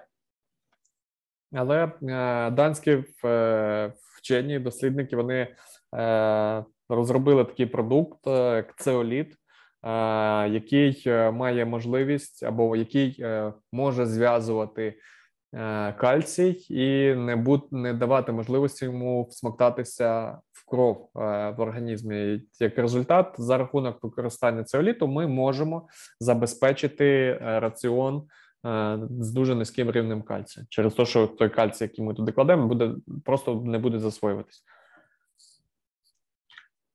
So, in a test tube, artificial, not in a real cow, but artificially, you can find that the zeolite, which is a sodium aluminosilicate, that will bind 1 gram of calcium for every 10 grams of the sodium aluminosilicate that you feed. Отже, дослідження, яке проводилось в пробірці, не на живих тваринах, вивчало, наскільки сильна ця зв'язуюча здатність цеоліту, і кожні 10 грам цеоліту або цього алюмосилікату натрію можуть зв'язати 1 грам кальцію. Unfortunately, it also binds phosphorus and magnesium, which seems to cause low blood magnesium, low blood phosphorus in the animals. Але цеоліт також зв'язує і фосфор, і магній, як результат в крові буде і мало фосфору, і мало магнію. This is an experiment that was done feeding zeolite. The trade name here is called Exolite. And they fed that to cows that were being fed a 0.65% calcium diet, a 0.39% phosphorus diet, and 0.42% magnesium diet. And it was a very high DCAD diet, so lots of potassium in the diet. І це дослідження, в якому вивчали вплив згодовування пів кілограма цеоліту, і в цьому випадку згодовувався цеоліт під брендовою назвою X-Zeolite, X-Zeolite. X-Zeolite, yeah. Так, X-Zeolite. В результаті в раціоні в нас містилося 0,65% кальцію, 0,39 фосфору, 0,42 магнію, і дікат був плюс 268, тобто дуже високий рівень дікат. And the cow's blood calcium is shown here. The exolite cows have better blood calcium going through the calving process than the control cows. І по рівню кальцію ми бачимо, що корови, яким згодовували раціон з іксіолітом, показали кращий рівень кальцію, ніж контрольна група в період отелення. And it caused a very, very low blood phosphorus level in the cows compared to controls. These are controls. These are zeolite cows. Також був значно нижчий рівень фосфору порівняно з контрольними коровами. Now, it may be possible that part of the mechanism of action of this material is to bind phosphorus and create a low phosphorus diet. І також одним із можливих механізмів роботи цього продукту є те, що він зв'язує фосфор і так само робить раціон з дуже низьким рівнем фосфору. Another action, though, that has me a little worried is that it also causes a rather severe drop in blood magnesium concentration. Але ще одна річ, яка мене лякає, це те, що цей продукт спричиняє також досить значне зниження рівня магнію в крові. And while this scares me as a veterinarian, the cows apparently do quite well. They recover their blood magnesium level within about 2 or 3 days and seem to do okay. І незважаючи на те, що це мене лякає, як ветлікаря, але насправді це низький рівень магнію зберігається всього декілька днів, потім вони відновлюються. І, в принципі, можна сказати, що це нормально, з коровами все окей. What we see is that animals fed the zeolite will eat about 1 kilogram less dry matter per day in the last week before calving. But then after calving, because their blood calcium is better, they actually eat a little bit better the first week after calving. Але також, що спостерігали, споживання сухої речовини перед отеленням корів, яким згодовували цеоліт, було приблизно на 1 кг нижче в останній тиждень перед отеленням. Але після отелення, навпаки, воно більшим. І більш за все через те, що рівень кальцію в крові, мабуть, був вищий. Okay. Now, this product, zeolite, has several advantages. There's no need to restrict dietary potassium. You don't have to check urine pH. Отже, цей продукт цеоліт, він має переваги. Не потрібно обмежувати рівень калію в раціоні і не потрібно досліджувати pH сечі. The disadvantage is that it costs. It costs probably 2 times as much as a good soy chlor or an anionic salt diet. Але є і недоліки. Головний недолік – це його вартість, тому що він коштує дорожче, ніж раціони з якоюсь аніонною добавкою, такою як сой-хлор чи якимось іншим. It also reduces dry matter intake before calving, which may be a problem for things like metritis and immunity later after calving. Також він часто знижує споживання сухої речовини, що в результаті буде витікати в такі проблеми, як метрити і загальне зниження імунітету. Now, you have to take care to limit dietary calcium in this case. If diet calcium exceeds 0.7%, this product will not work. Але також треба слідкувати за кількістю кальцію, який виводити до раціону, тому що якщо в раціоні буде рівень понад 0,7%, то цеоліт не працюватиме.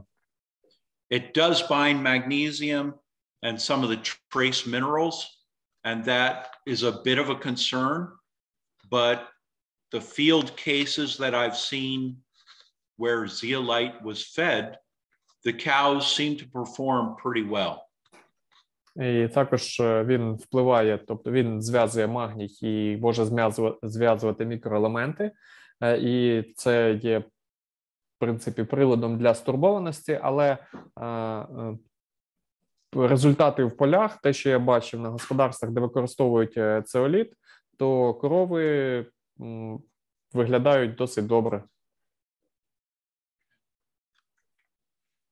The next thing we can talk a little bit about are vitamin D compounds. And as a rule, I'm going to say giving vitamin D, vitamin D3 or vitamin D2, giving large doses of this intramuscularly or orally is a bad idea.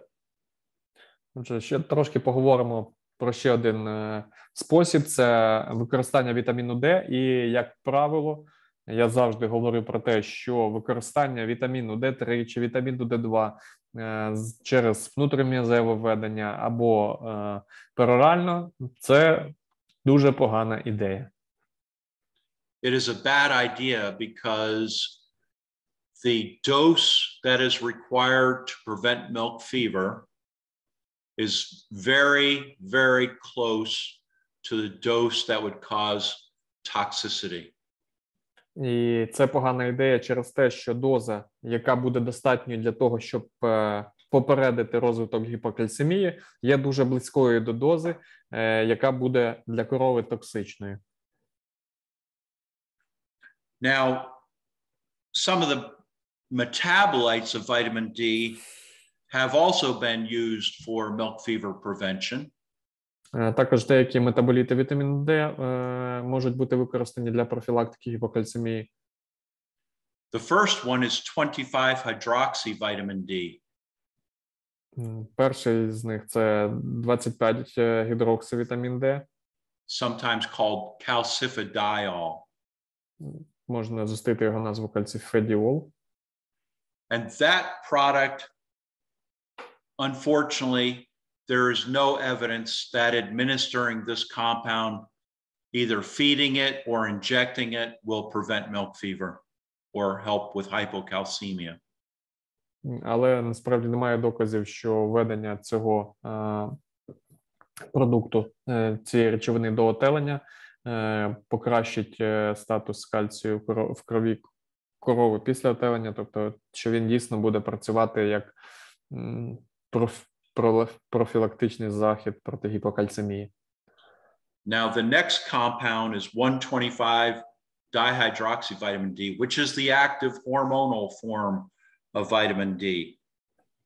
Ще один метаболіт – це 1,25-дигідроксивітамін Д, що є активним гормоном вітаміну Д. And this will strongly upregulate intestinal calcium absorption. And if you give it before the cow calves, you will find that this is very effective at preventing milk fever. І він інтенсивно регулює всмоктування кальцію в кишечнику, і якщо вводити його перед отеленням, то багато досліджень стверджують, що це дійсно попереджує розвиток гіпокальцемії. But if you give a dose of 125 vitamin D to a cow and she does not calve within 7 days, you have to give her another dose. And when you give her the second dose, there seem to be more problems associated with her developing milk fever, not at calving, but about 6 or 7 days after she calves. You have destroyed her calcium homeostasis system. Але при використанні 1,25-дигідроксивітаміну Д дуже важливим є час введення. Тобто, якщо ми ввели цей препарат, і корова через 7 днів не розстелилася, то нам потрібно вводити ще одну дозу. І як результат ми матимемо проблему з гіпокальцемією, але не під час отелення, а через 7 днів, умовно, після отелення, тому що ми таким чином за рахунок введення цього гормону руйнуємо гомеостаз кальцію корови. Now, 1,25 dihydroxyvitamin D is not available for use right now. І на даний момент 1,25 дигідроксивітамін Д недоступний для використання. However, there are analogs or forms of 1,25 vitamin D that right now in the European Union, it is legal to use. And those come from a plant in South America that has 1,25 vitamin D bound to glucose within its leaf. Але на даний момент є певні аналоги форми 1,25 дигідроксивітаміну Д, які є легальними до використання у Європі. Вони виробляються з рослин з Південної Америки, і це комплекс, який беруть із листків певних рослин, там, де цей дигідроксивітамін Д зв'язаний із глюкозою. Now we'll talk a little bit about oral calcium drenches and boluses. Також поговоримо трохи про пероральні препарати, тобто дренчування препаратами кальцію, болюси. And then we will say whether we should give every cow, just give her intravenous calcium when she calves. І також ще поговоримо, чи необхідно нам кожній корові після отелення вводити кальцій внутрішньовенно. This is an experiment that we did many years ago now. We gave either 50 grams of calcium as calcium chloride or 100 grams of calcium chloride to animals as a drench. Отже, досить старе дослідження, в якому ми згодовували або дренчували корів 50 грам кальцію після отелення або 100 грамів кальцію після отелення у вигляді хлориду кальцію. Now, you can raise blood calcium rather rapidly, but it only lasts for about 5 or 6 hours, and then it is gone. With a larger dose, you can make it last a little bit longer, but not much more than 8 or 10 hours. Отже, за рахунок введення таким способом кальцію, якщо ми вводимо 50 грамів, то ми можемо досить сильно підняти рівень кальцію, але він дуже швидко знижується і десь опуститься за 6 годин. Якщо ми введемо більшу дозу, то рівень кальцію в крові буде трохи довше підвищений. Але не більше 10 годин. Sorry. Yeah. Now, drenching cows, farmers hate to do it. It is lots of labor to pump fluids into a cow through a stomach tube. Але дренчувати корів фермери не люблять, тому що це багато роботи. Нам треба накачувати рідину в корову, в рубець. So that has led to the development of these calcium boluses. And these pills or boluses are very easy for the farmer to administer to the cow when she calves or maybe before she calves. І в зв'язку з тим, що дренчувати корів – це напряжно, розробили такі продукти, як болюси, або, можна сказати, такі таблетки з кальцієм, які необхідно вводити або одразу після отелення, або перед отеленням. І що набагато простіше і легше порівняно з дренчуванням. Most of the boluses that are on the market are made from calcium chloride as the primary calcium source. And they usually have between 35 and 40 grams of calcium as calcium chloride. Зазвичай переважна більшість кальцієвих болюсів, які зустрічаються на ринку в США, вони мають джерелом кальцію, там виступає хлорид кальцію, найпоширеніше джерело, і містять кальцію приблизно від 30 до 40 грамів в одному болюсі. And this is what we will typically see in the cows when we give boluses. Control cows at calving, they might have 7.7 milligrams per deciliter of calcium in their blood. They fall to about 6.5, and by 12 hours, they are close to where they started, about 7.5 milligrams per deciliter. І що ми можемо бачити, тобто корова під час отелення матиме десь близько 7,5 мг на децилітр кальцію.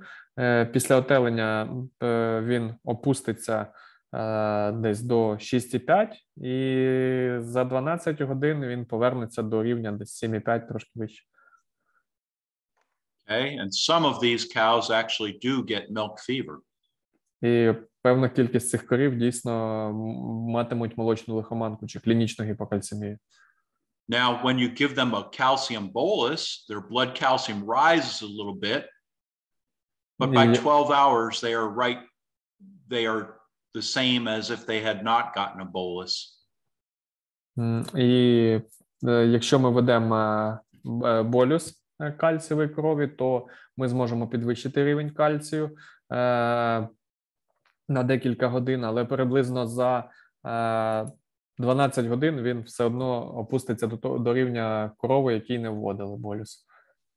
So it is very common to give a second bolus about 12 hours after calving, and again you would get a slight rise and a very rapid decline. Sometimes they give it at 12 hours, sometimes they give it at 24 hours after calving, but usually 2 boluses are given.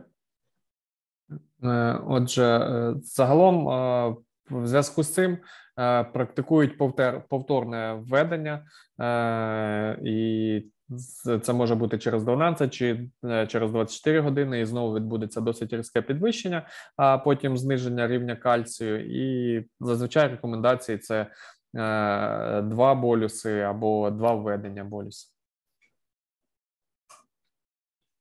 Now, calcium boluses are made from calcium chloride primarily, and that calcium chloride is acidifying, the same as if you add calcium chloride as an anionic salt to diets. І, як я вже сказав, найчастіше кальцієві болюси містять хлорид кальцію як джерело, тобто хлорид, який використовують також як і аніонну сіль, і вони здатні дуже підкисляти.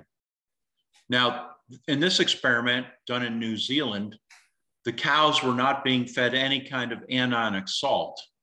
І в цьому дослідженні, які проводили в Новій Зеландії, коровам не згодовували аніонних солей. And when they looked at urine pH of these cows, they found none of the control cows had urine pH below 7. In other words, if you didn't give them a calcium bolus, they remained alkaline. Отже, і ті корови, яким не давали кальцієві болюси, то в них pH сечі не опускався нижче 7. Тобто, вони залишалися залужненими, можна так сказати. But if you gave 1 bolus of calcium at calving and checked the urine pH 12 hours later, about half the cows had urine pH below 7, suggesting they were starting to become acidified. І якщо ми дамо або введемо кальцієвий болюс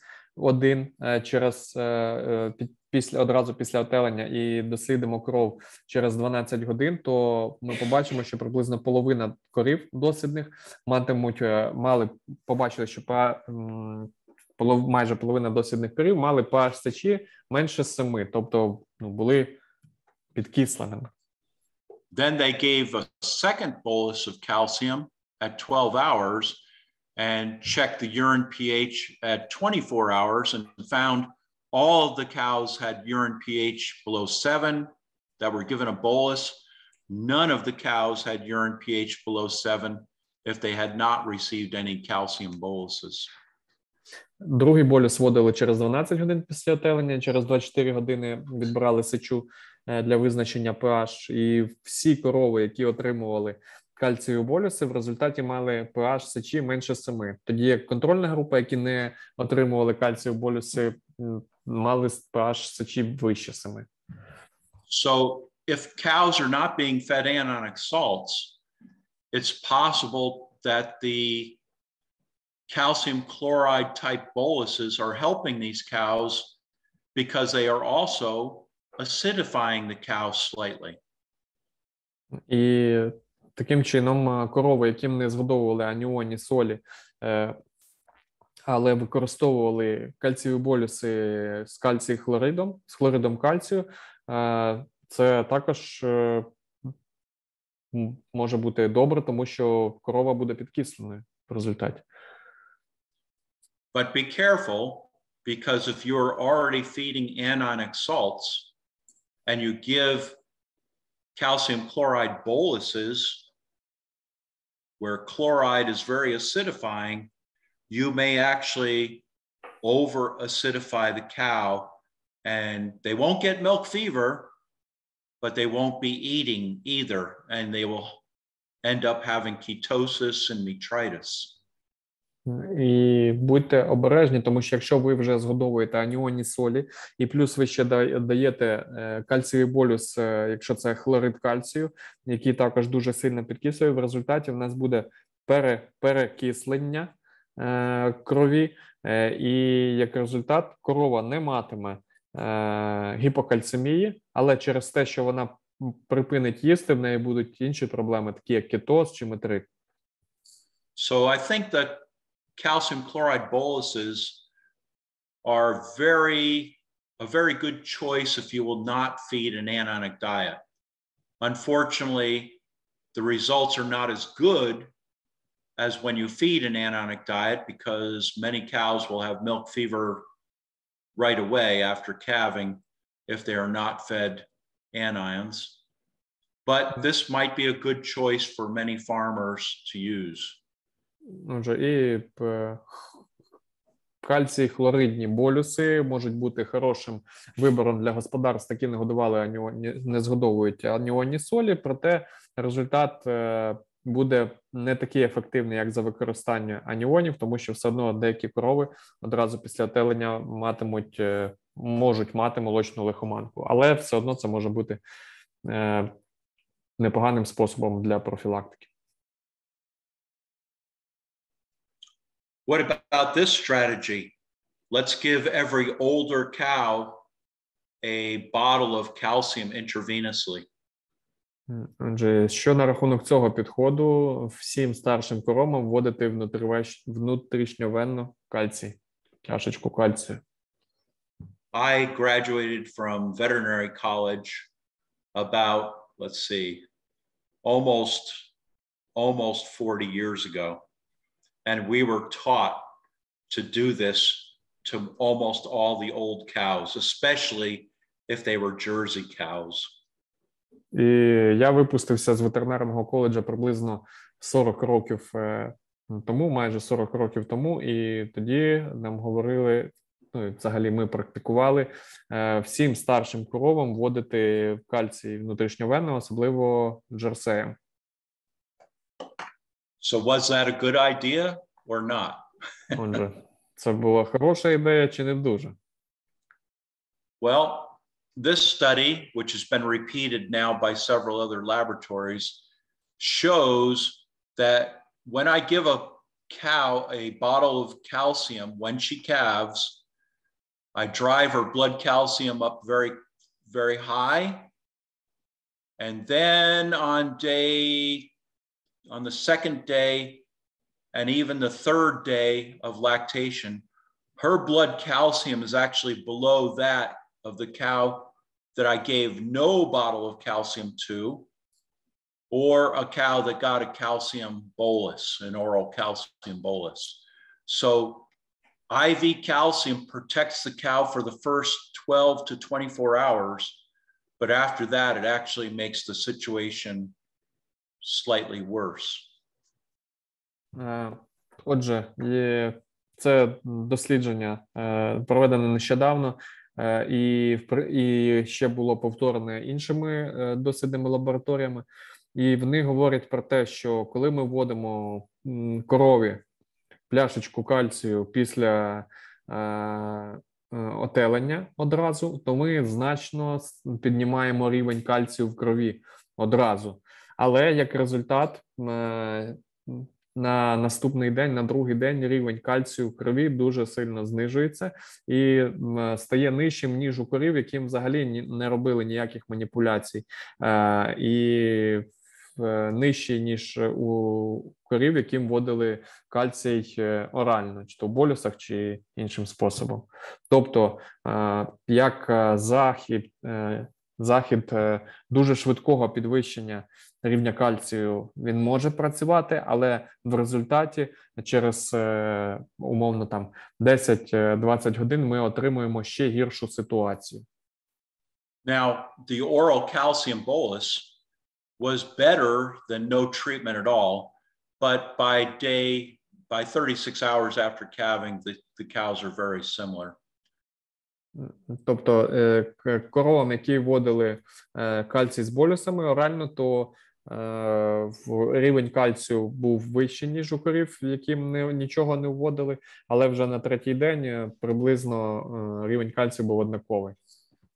So the question that will next be asked by veterinarians, what if I give the calcium subcutaneously, not intravenously? And there have been 2 experiments done now looking at that. One experiment said a bottle of calcium subcutaneously did not have the same effect on day 2 and 3 as a bottle of calcium intravenously. However, the second study that was done said that no, it's still not a good idea. You still have a reduction in blood calcium on day 2 and 3. So for subcutaneous calcium, it appears that it might be slightly better than intravenous calcium, but it may not be as good as oral calcium. Також ще дослідження, but I need to ask what you mean subcutaneously? Put the needle under the skin. So окей. Також ще один спосіб – це введення кальцію підшкірно.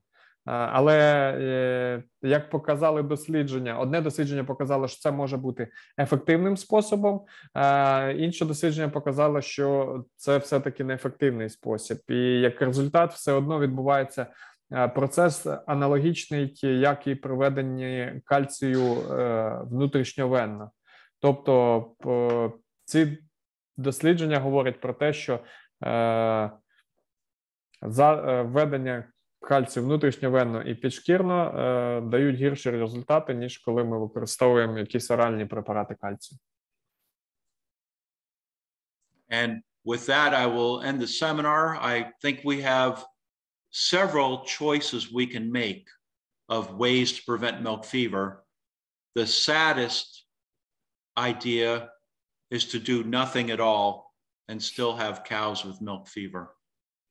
Вже на цьому я хотів би завершити наш вебінар, і ми обговорили декілька способів, як ми можемо попередити розвиток гіпокальцемії, і найгірше, і найсумніше, що ми можемо зробити, це не робити зовсім нічого, і як результат наші корови будуть продовжувати хворіти на гіпокальцемію і молочну лихоманку.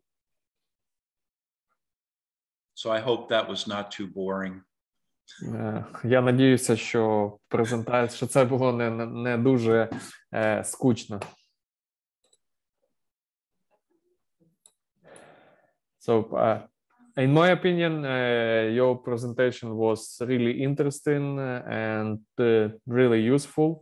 and I don't have a lot of time to see the chat, but I saw that there was a lot of questions. So Olga will help us with this now. Okay. But we will choose what we will do. I think we haven't a lot of time to question, and also I have a question from a Facebook page that we made a translation of our webinar, and it is possible to send you this pool of questions that I have, and you will answer. It is around 15 questions. Or okay. we can do now, but it will be took more time. I think a half hour, maybe even more. Yeah, better to send you, and you will answer by email. Yes. You can do that, or I can try to answer some of them now. It's morning for me, so you guys, yeah. For you guys, you want to go to bed. Not to bed, but to leave the office.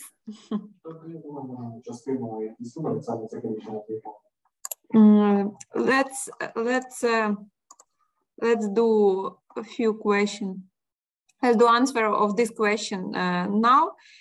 First 3 questions. So first question, it was what level potassium in the far off and close up period recommended by you? Okay. For far off and close up. Yeah, for the far off cows, we don't really care. It's not that important.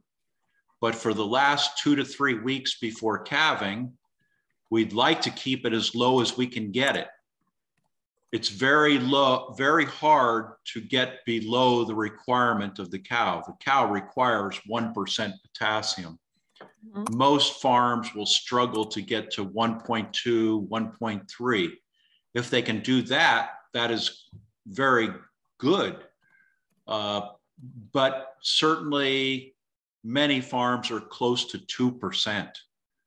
And that is of dry matter. Yes. Yes, 2% potassium in dry matter. And that was very typical of our farms until we started to try to manage the forages.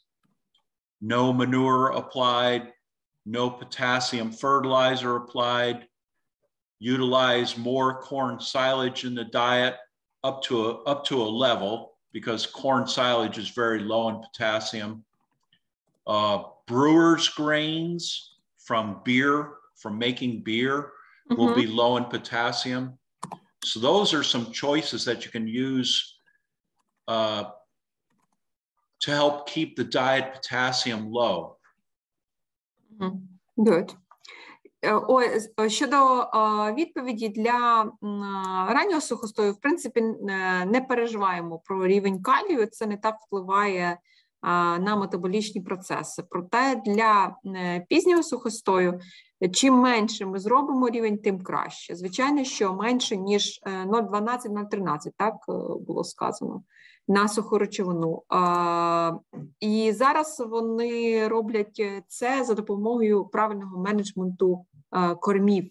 Перше, що не використовують навозні підживлення ґрунту, відповідно менше калію, і не використовують калійні добрива для вирощування цих кормів. І, відповідно, максималізують кількість раціонів в раціоні силосу у сухостійному транзитному періоді. Чим більше силосу, чим менше об'ємистих кормів, в яких є високий рівень калію, такі як сінаж або злакові. Також вони практикують використання до комбікорму або до повноцінного раціону пізнього сухостою, це повну дробину. Вона низька на рівень кальцію, там низький рівень калію, і таким чином вони зменшують рівень калію в раціоні, наскільки можна. Thank you. And next question. Is any active or passive absorption of calcium through the rumen wall, and how can we manipulate it or increase it? No, Well, when you give the oral calcium boluses, they sink right to the bottom of the rumen, and they dissolve there, and they are absorbed by passive calcium absorption across the rumen wall. What can we do to improve it? I don't know. We do know that the rumen will respond to 125 dihydroxyvitamin D. So when we feed an anionic diet to allow parathyroid hormone to stimulate the kidney to produce 125 vitamin D, we are stimulating intestinal calcium absorption, and we are stimulating rumen calcium absorption. And we think the rumen also has active calcium transporters, but it has been very hard to scientifically demonstrate this. We know it responds to 125 vitamin D. Good. Отже, якщо говорити про кальцієві болюси, то саме з кальцієвими болюсами джерело кальцію, яке знаходиться в цих болюсах, задумано так, щоб воно максимально розщеплювалося і поглиналося через стінки рубця. І це більш про пасивну абсорбцію. Але що ми знаємо про цю пасивну абсорбцію, це те, що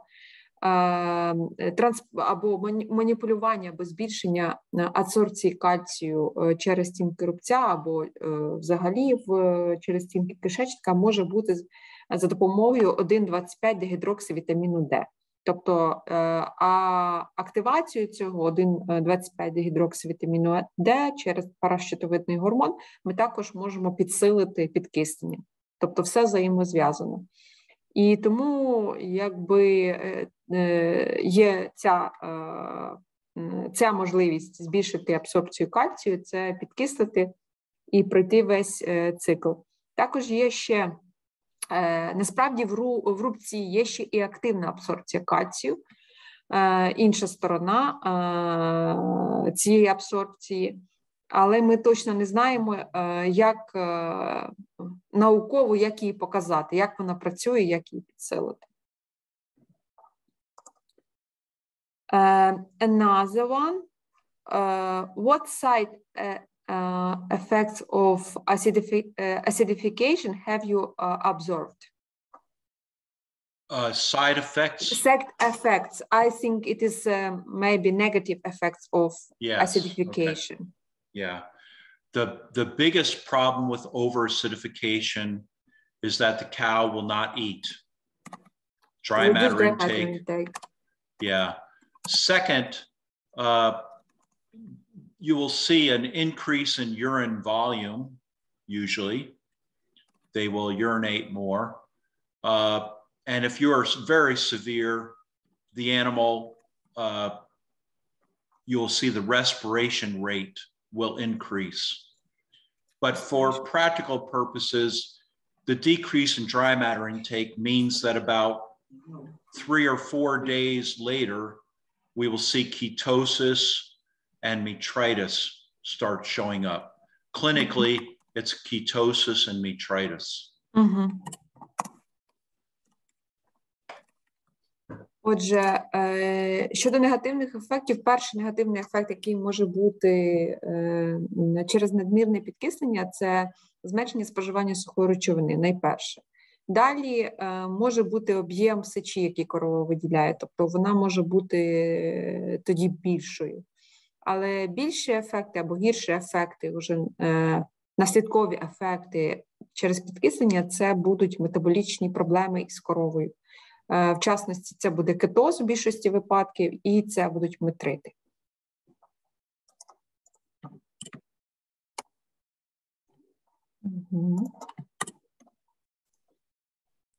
And maybe the last one. Okay. Are the studies in America about the activation of the clotoprotein for the best prevention of hypocalcemia? Clotobeta protein or clotoprotein in English. This is KLOTHO. Yes, yes, this Yeah. That is very they're very poorly understood. I don't think I can make any comments about that protein because it is at a cellular level. I don't think anybody has data showing that upregulation of this is really a key point in hypocalcemia prevention. I just don't think we know enough about it. Каже, що я не думаю, що є багато інформації про це, але він вважає, що це не зовсім якимось чином пов'язано з гіпокальцемією, що це саме так працює. Що легко зараз про це буде використовувати, тому що ще знань про цей механізм досить мало. Так, знань про механізм досить мало. І, можливо, будуть використовувати цей підхід. Що, last one? I want to do another one very interesting question.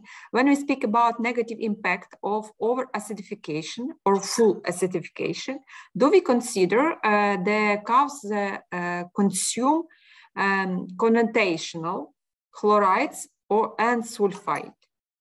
Or it is also relevant to a new generation anionic products, which in fact do not case reduce of dry matter intake, even if we have acidification pH 5.5, 6.0.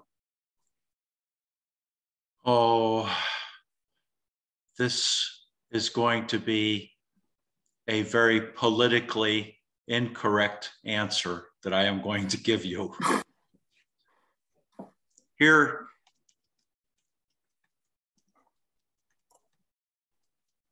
I think, unfortunately, the answer is complicated because many companies have told farmers to feed with urine pH of 5.5 to 6. And this is right on the edge of over-acidification. And so many times people get in trouble with over-acidification. If you choose to have a target urine pH of 6.2 to 6.5 as an average, you will have some cows up here, some cows down here, but all these cows will be safe from over-acidification. And that's why if you make the diet DCAD 2 about -70, maybe to -80, you will always be safe and you will almost always prevent most milk fevers. The reason that it becomes difficult is because many companies are telling farmers to do stronger acidifying diets. So if I am a company and I am selling you anionic salts, I want you to buy as much as I can sell you, right? And unfortunately, they often tell farmers to feed more than is good for the cow. That's as simple as it gets. It's these companies are telling farmers they're giving farmers the idea that the more they feed, the better off the cow will be. And it's just not true. You don't need to feed that level. That's why I will have no companies interested in talking to me after today. Okay, yes. Отже, відповідь на це питання несе більш політичний характер, і насправді важко відповісти на нього прямо. Проте, те, що каже Джейс, що Уже підкислення до 5,5-6 мається на увазі, це вже перепідкислений метаболізм у корів. І відповідно, де я записала? Відповідно, вже корови знаходяться в перепідкисленому стані. І чому це більш питання політичне, зараз пізніше розкажу, тому що насправді хороший рівень підкиснення 6,2, 6,5. І саме в такому рівні підкиснення ваші корови знаходяться у стадії безпечній стадії підкислення. В такому випадку дікап достатньо зробити там мінус 70, мінус 80. І при такій кондиції корови все ж таки будуть в безпеці. Чому питання політичне? Тому що якби я був компанією, яка реалізовує аніонні солі, то моя задача продати якомога більше. Відповідно, компанії певні можуть пропонувати вам більше підкиснення. Тобто, а це що дорівнює більшій кількості використання аніонних солей. Але на думку Джессі, більше підкиснення не значить правильно. Тобто деякі компанії використовують цей підхід, тобто використовує більше аніонних солей, має більше підкиснення і буде добре. Проте я би не рекомендував так робити, тому що це більш небезпечно для корів. Якщо я щось пропустила, по-моєму, все. Sometimes the salts that are chosen, the palatability is so poor that we cannot bring the urine pH down very much because the cow will not eat very well. But for every anionic salt, even a good commercial product like soy chlor, when you overfeed, the animals reduce their dry matter intake. They don't die from the anionic salts. They reduce their dry matter intake. And this is extremely important. A cow who does not eat before she calves, she is going to have ketosis, displaced abomasum, and metritis. So I can fix milk fever with a bottle of calcium intravenously, but fixing metritis and ketosis, those are very difficult diseases to deal with. So do not over-acidify cows. Зазвичай, насправді, перепідкислення, серйозне перепідкислення середовища майже неможливо, Тому що якщо ми починаємо збільшувати кількість аніонних солей в раціоні, за рахунок того, що вони є несмачними, цей раціон стає несмачним. І навіть такий класний продукт, який розробив сам Джейс, сой-хлор, він теж все рівно володіє такими властивостями, поганими смаковими властивостями. І збільшення кількості цих аніонних солей в раціоні автоматично зменшує споживання сухої речовини. І саме цим таким підходом, збільшенням кількості згодовування аніонних солей, ми, в принципі, можемо попередити гіпокальцемію, і це може працювати. Але разом з тим ми сильно знижуємо споживання сухої речовини.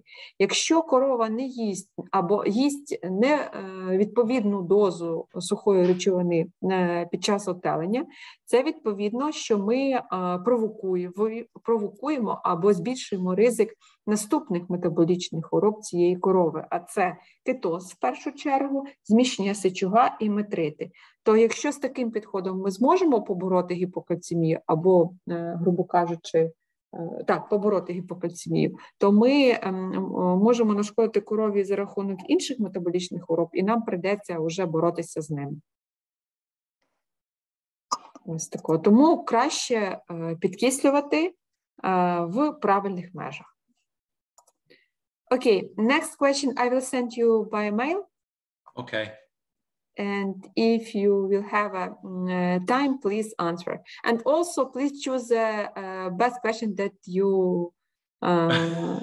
prefer, because we have a surprise for our audience, and we will try to have a winner.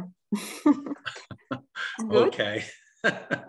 I will Yeah. send you just a minute, and I will send you because I already collect this question from Facebook and from Zoom chat. And you'll send them to my email. Email, yes. Yes, and I will answer you by email. Okay. Good. That sounds good. Well, Good. thank you very much for all of your attention. I know this has been a long seminar, and Yuri, you are a strong man. You lasted the whole webinar, and thank you, Olga, for making all the arrangements and taking care of questions. Thank you, Jace, for such information. It's really a lot of food for digestion, food for our mind, because a lot of things you cover for us.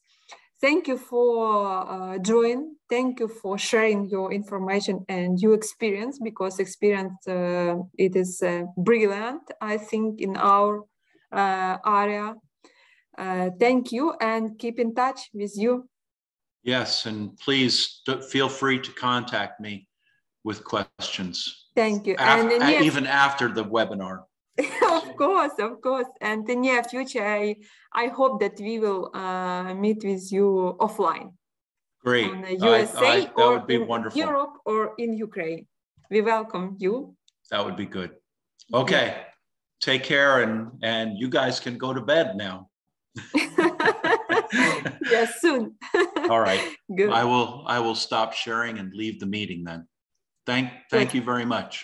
Thank you. Bye. Okay. Дякуємо всім за те, що були присутніми в нас в вебінарі. Сьогодні взагалі було 78 осіб присутньо. And Jace, it was 78 person in the Zoom, and also around 11, 12 in the Facebook. Sometimes it changed, but I hope that it will be around 100 person in our webinar. Good. Sounds good. Okay, good. Well, thank you. Всім дякуємо. Гарного всім вечора. Відпочивайте. Так, дуже дякуємо. Зараз Юра ще має певне нам повідомлення. І так же само у нас будуть зібрані питання, відповіді. Ми надішлемо всім питання, відповіді, обов'язково надішлемо матеріали і презентацію. And Jace, we will send your presentation to our audience if you don't mind. Yes, good. And also question and answer we will sharing. Okay, good. Okay, I will leave. Bye. All right. Bye-bye. Bye.